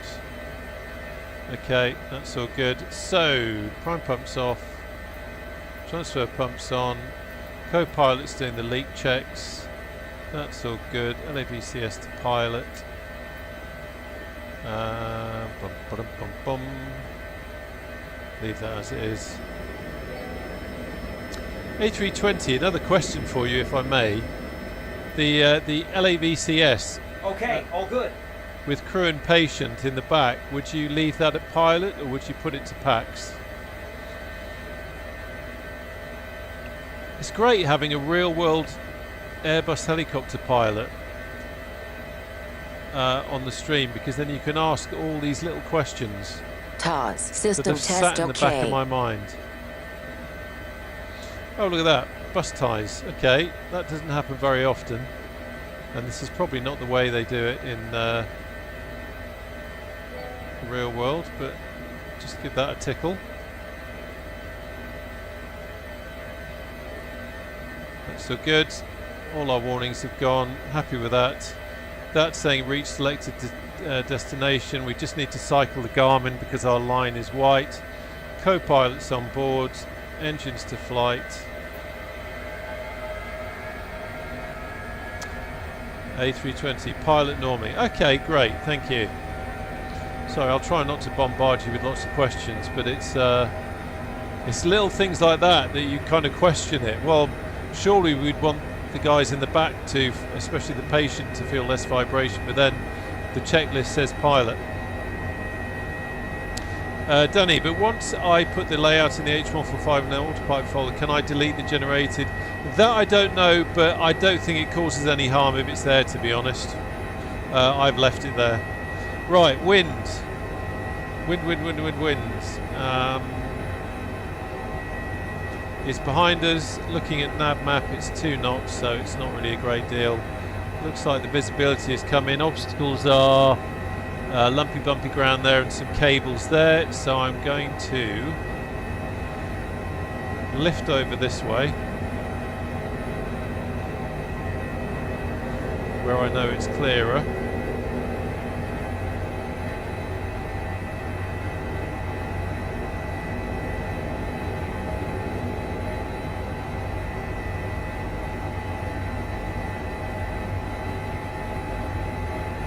And what I'd like to do is try and Terrain stay... ahead.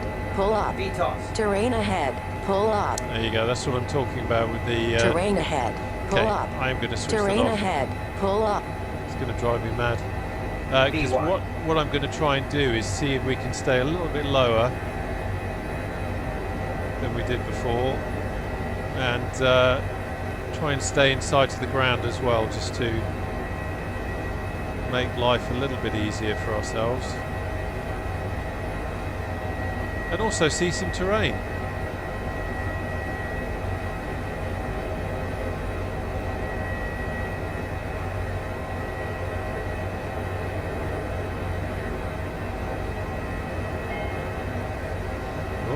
Just reading the chat there, not concentrating on the... had a bit too much speed there for the collector that I was pulling.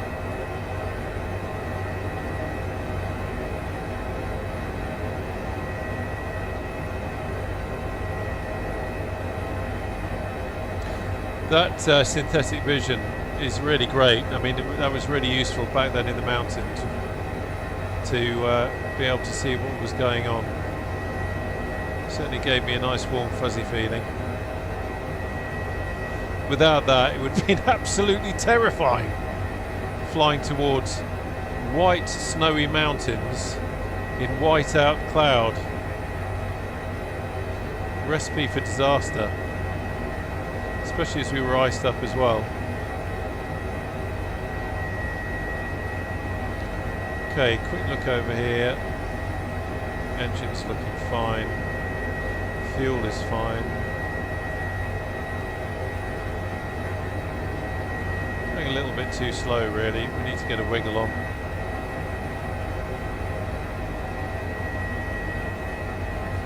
There is terrain here, but nothing like we saw on the route over, so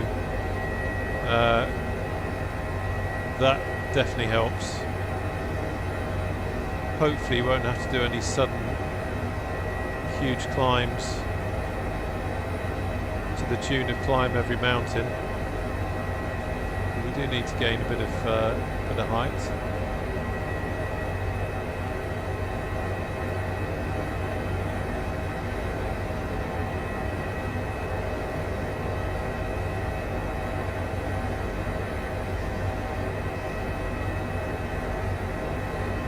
Just going to thread through here.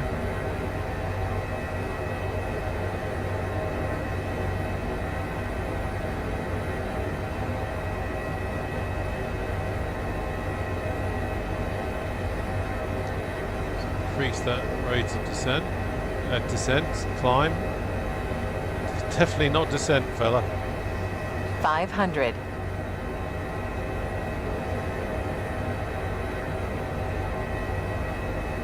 Look at that, someone's in the wolf over there. Need to get that out again. That's a lovely, lovely warbird to fly. I do promise you, anyone who is a warbird fan, we will be doing some more warbird stuff soon. I've just ended up with a fair bit of helicopter stuff to do recently. So it looks like we had a brief brief spell of clear there, and we're going to head back into the murk by the looks of it.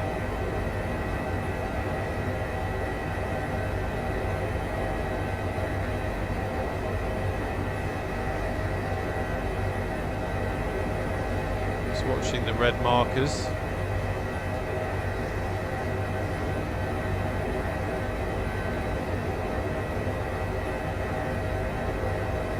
Don't want to over-egg it, but I do want to get a wiggle on.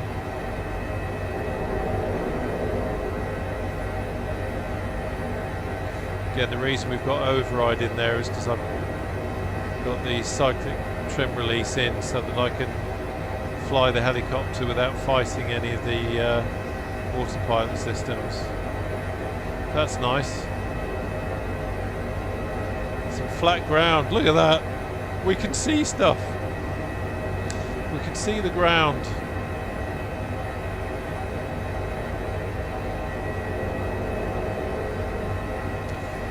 "21 miles. I was going to say it said 9 minutes, now it's saying 10 minutes. I think that's just because I came back on the speed a little bit.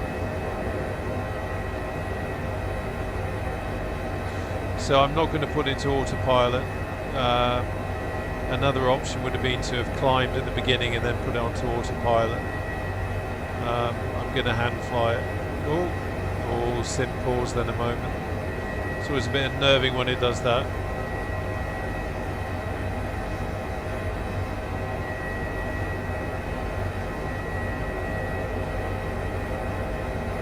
Okay, so we can see on the right-hand GTN XI we've now got a terrain warning.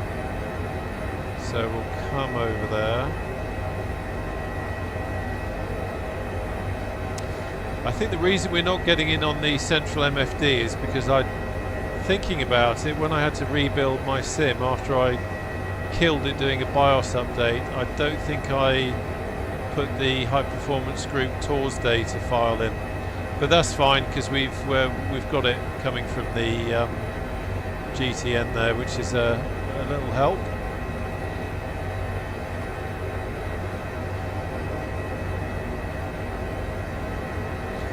See, looks like a nice bright patch over there.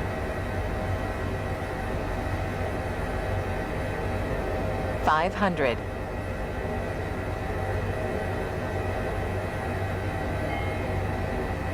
Watch the speed. Collective.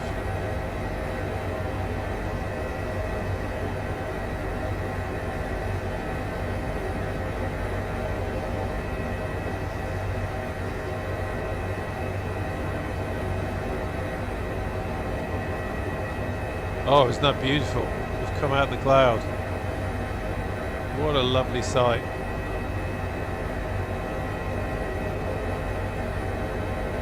This is damn good practice though, flying in horrible weather.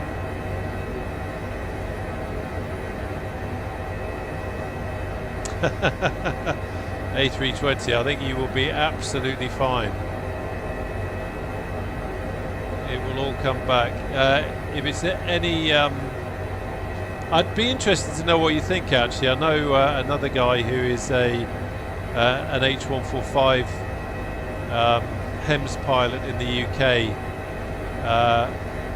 Rates it quite highly. He uses it to for a bit of fun and also just procedures, that kind of thing. But he was quite impressed with how it all comes together. I've done fixed wing flying, but I've never flown a helicopter, so I have no idea how realistic this is. I've got nothing to go on, but hopefully you'll find it realistic and you'll enjoy it. I think the key with the H145 is just getting all your control bindings set up, which can make a big difference. When I first started flying it, I didn't understand about the cyclic trim release, so I never bothered binding it, and I was trying to do low speed maneuvering and hovering and that sort of thing, and it was driving me mad because I was constantly fighting the helicopter, whereas now just hop over the wires, whereas now now that I know about that, and I've got it bound to a pinky switch on my stick, so I could just very easily, you know, set that all up.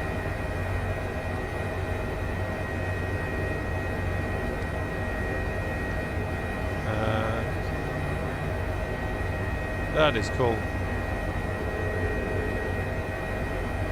Was it the 135 the kind of pre-helionics system? Was it the not like steam gauge, but there was a, I can't remember what it was. The before helionics there was another kind of avionics style, wasn't there?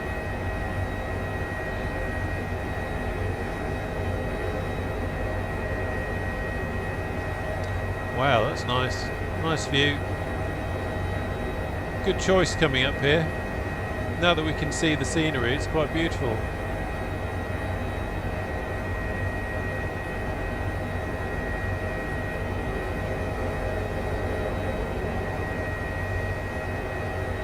Other than your low-level scud running, looks pretty good. Yeah.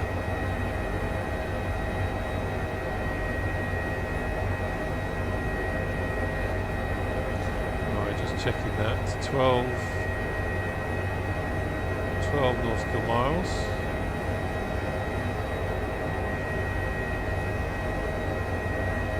Getting a bit of turbulence there. That's interesting.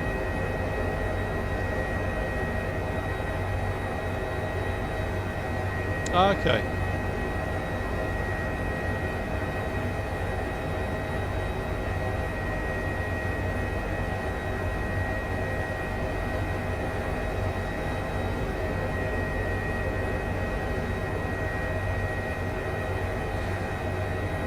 Where are we now? 7 minutes. Some interesting autogen pops in there. Middle of nowhere, a huge tall block of flats. By the looks of it. Got a nice factory chimney there. Focus on where you're going.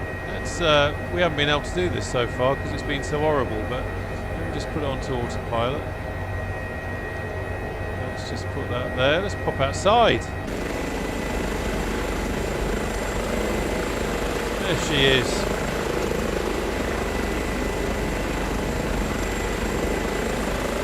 Beautiful. I do love this helicopter.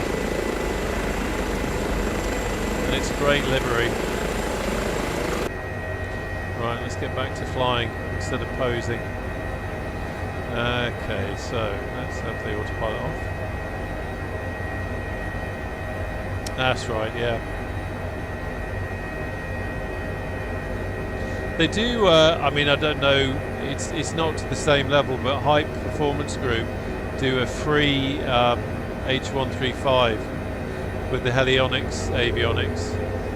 But because it's freeware, it's not necessarily to the same level, and you can't use the action pack with it to fly HEMS missions and that sort of thing. But the H135 was their first, and then the H145 was their second, and they made it payware because they put some more detail into it. If you're a helicopter pilot, posing is mandatory.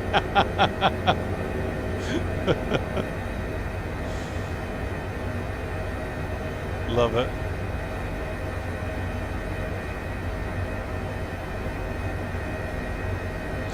The other really interesting thing about doing this in the simmer course is that the mod is clever enough that it can see from the map where the hospital is.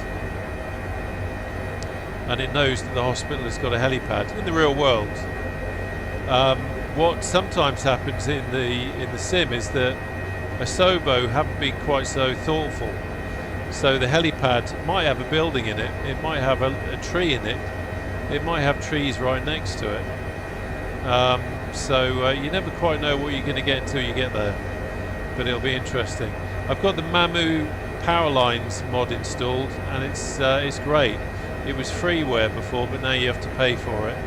I did buy the Orbex one, but to be honest, the Mamu one is better. But I love how that adds that extra layer of pucker factor. There's nothing like wanging it round the valleys and suddenly you see those coloured balls up ahead and you know that there's some cables strung out. Focuses the mind. Wow, 10,000 hours is a lot. What did you learn to fly helicopters on, out of interest?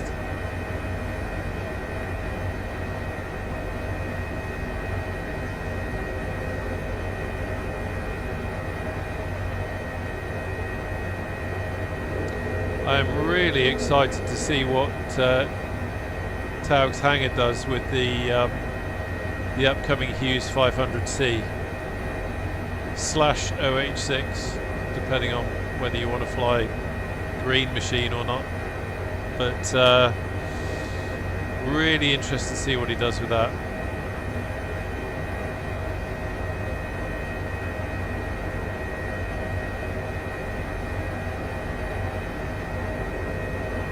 So nice being able to see the ground.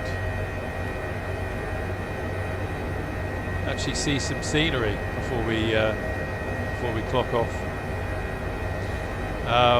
Yeah, reminder to self, I do need to turn off the smoke because that's a little bit unrealistic.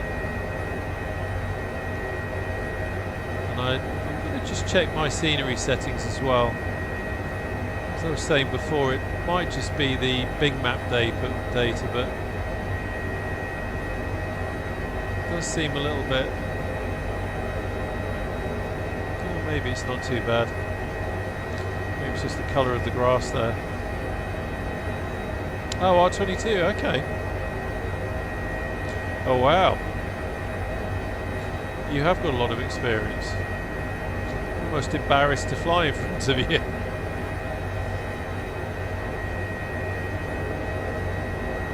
That is quite something.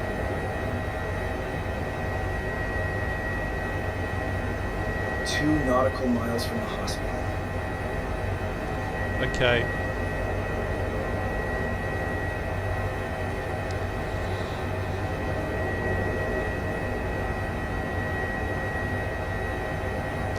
Let's see what we've got in the way of a landing pad.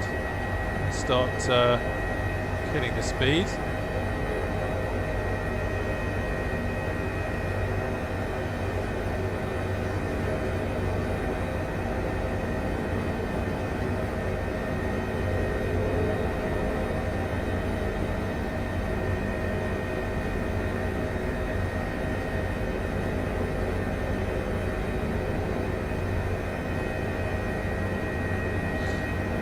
Have a feeling about this that it's going to be the kind of landing pad that I dread when I first see it, because I know I've got to land there, but it's going to be something ridiculously tight. Rear crew, we are approaching the landing site. Wow, you're saying about the oil platforms. Yeah, incredible. Okay, so we're just flying over hospital there, but it's pointing us forward still. Okay, there's two hospitals. Right, what have we got? Okay, I can see the crew. Oh, there's the landing pad there. So we've got a landing pad. Where's the wind? Landing pad right in the middle of some buildings. And some trees around. So that's quite interesting. So the wind is coming from this direction, but that means doing an approach over the building and the trees. Wind is, okay, at the moment little nav map is saying no wind, so it's pretty negligible.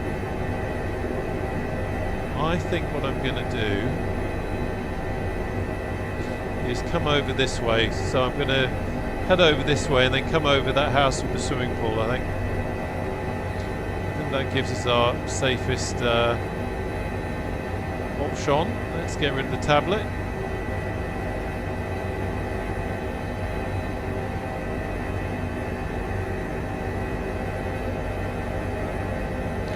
And again, like I said before, it's deceptive quite often in the cockpit because of the slight fisheye effect with the view.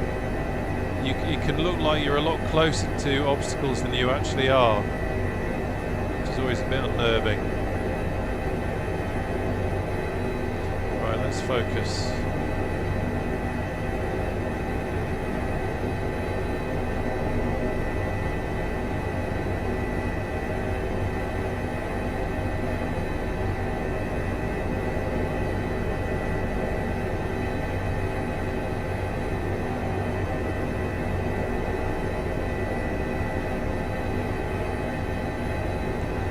Where it would be rather cool having a crew calling out obstacle clearances. Rear crew, prepare for ground operations.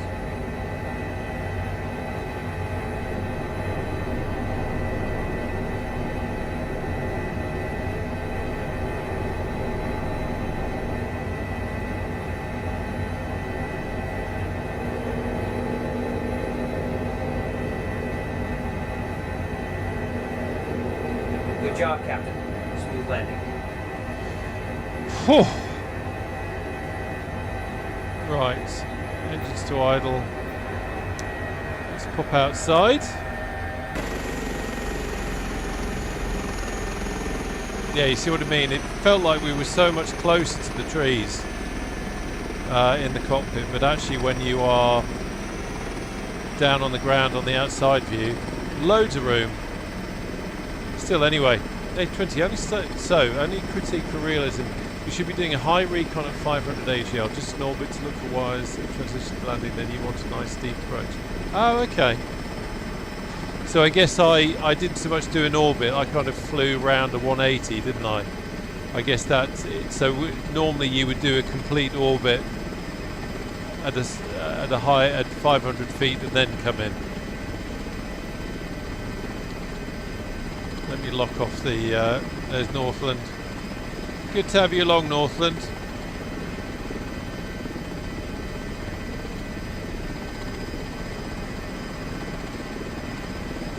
That looks like a very smooth landing. Well done.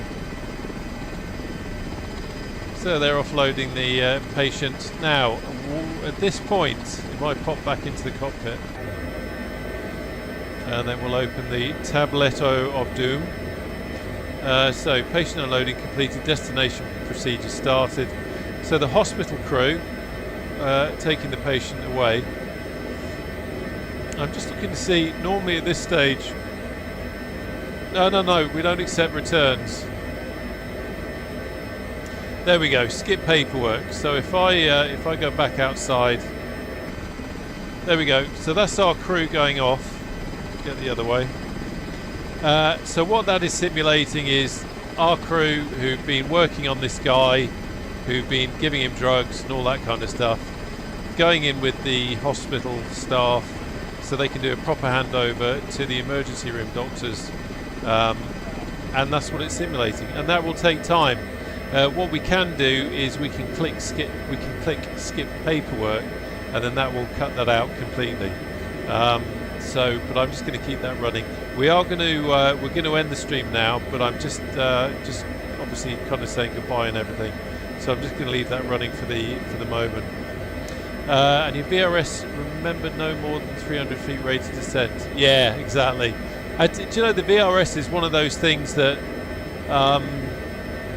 it's kind of obvious when you say it out loud, but when you're kind of doing a recce, or when you're looking for something, you have to really keep focused on the rate of descent. One of the things that I find is there are some points where how can I say this, and maybe it's just a thing in the simulator, but you don't want to be chasing the gauge with the collective lever. You don't want to be chasing the gauge, because sometimes you will see the helicopter is in a descent, you look at the gauge, you pull up on the collective, and then suddenly you're climbing, and then you push down again, and then you're going down.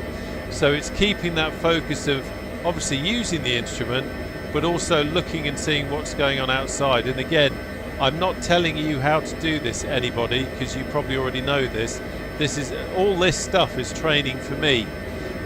So I'm kind of talking to myself as well, cementing it up here, so that next time I'm kind of focusing on that more than I was doing before. Don't worry about that, Northland. They've got fantastic insurance here. They won't worry about you doing that. Okay, right. Well, they're off doing the paperwork. I need to end the mission, so I'm going to skip the paperwork so that he can come back, which he will do. Co-pilot's still here, just our crew that wandered off. Let's just have a quick check. There he is. He's coming back.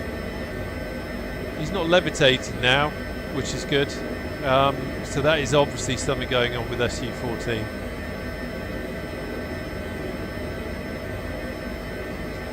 Where are you going, fella? Is he going to loop back?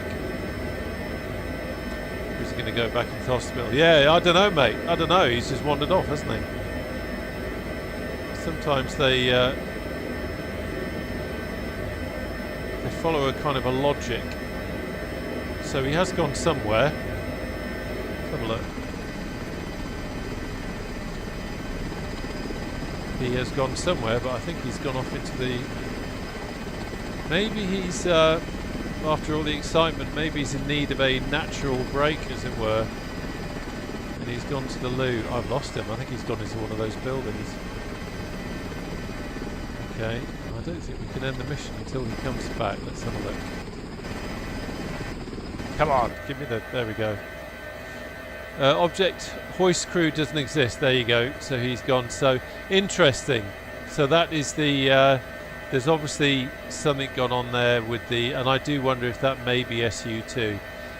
As I said at the beginning, this mod that we're using here, this random and anywhere, is free, but it adds a huge amount of realism, but it's also quite complex. And Andrea, who builds it, is a real-world H1... He's an H160 instructor. He's a helicopter instructor, but he knows his stuff, and he does this for free, and he's always keeping on top of it. So I know whatever that is will kind of fix it. This is where you shut down, so you can see just how bad the guy is jacked up. Actually, that's the point. I wonder if let's have a quick look at the medical diagnostic page and see what we've got. Yeah, so he's still in the same state he was. But that does change. Oh, the other thing it will do, A320, is, and it's only done this to me a couple of times, you're flying along and then all of a sudden the guys in the back say they need to do CPR and you need to land. So you have to suddenly land and then let them do CPR, stabilise the patient, and then you can carry on again. I guess that's not something you have to do very often, and it's actually only happened to me twice, I think, while I've been doing this. I used to walk in all the time and give the doctor a patient brief. Did you? So you took on the role of medical staff as well. Saying what? I presume you're saying that in response to the CPR. Yeah, I don't know. By the sound of it, it's something you never had to do, but it's something that is built into it. And as I say, it's only happened to me once, where flying along, the patient condition is deteriorating rapidly, and the medical staff in the back have taken the decision that the best thing to do is land, do CPR, stabilise the patient, and then get going again. Right, okay, so let's just put that there. I'm not going to close the helicopter down fully at this point, but we are going to end the stream. So huge thank you to everyone that stuck with it. We've been flying for a while now, so it's been quite a long one in Norway and then ending up here in Innsbruck. Big thanks for everyone in the chat who has joined, especially to you, A320. Really useful. It's always really interesting. I find it always really interesting to talk to pilots who've got some real world experience, because all those especially all those little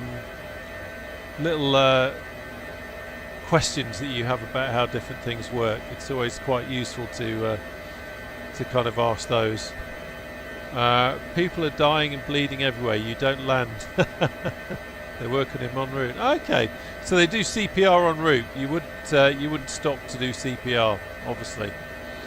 I don't know why. Yeah, for some reason, I guess at some point, someone has advised that that's what would happen. But as I say, it's only happened twice, and I don't think it does. I don't think it happens every time they're going to do CPR.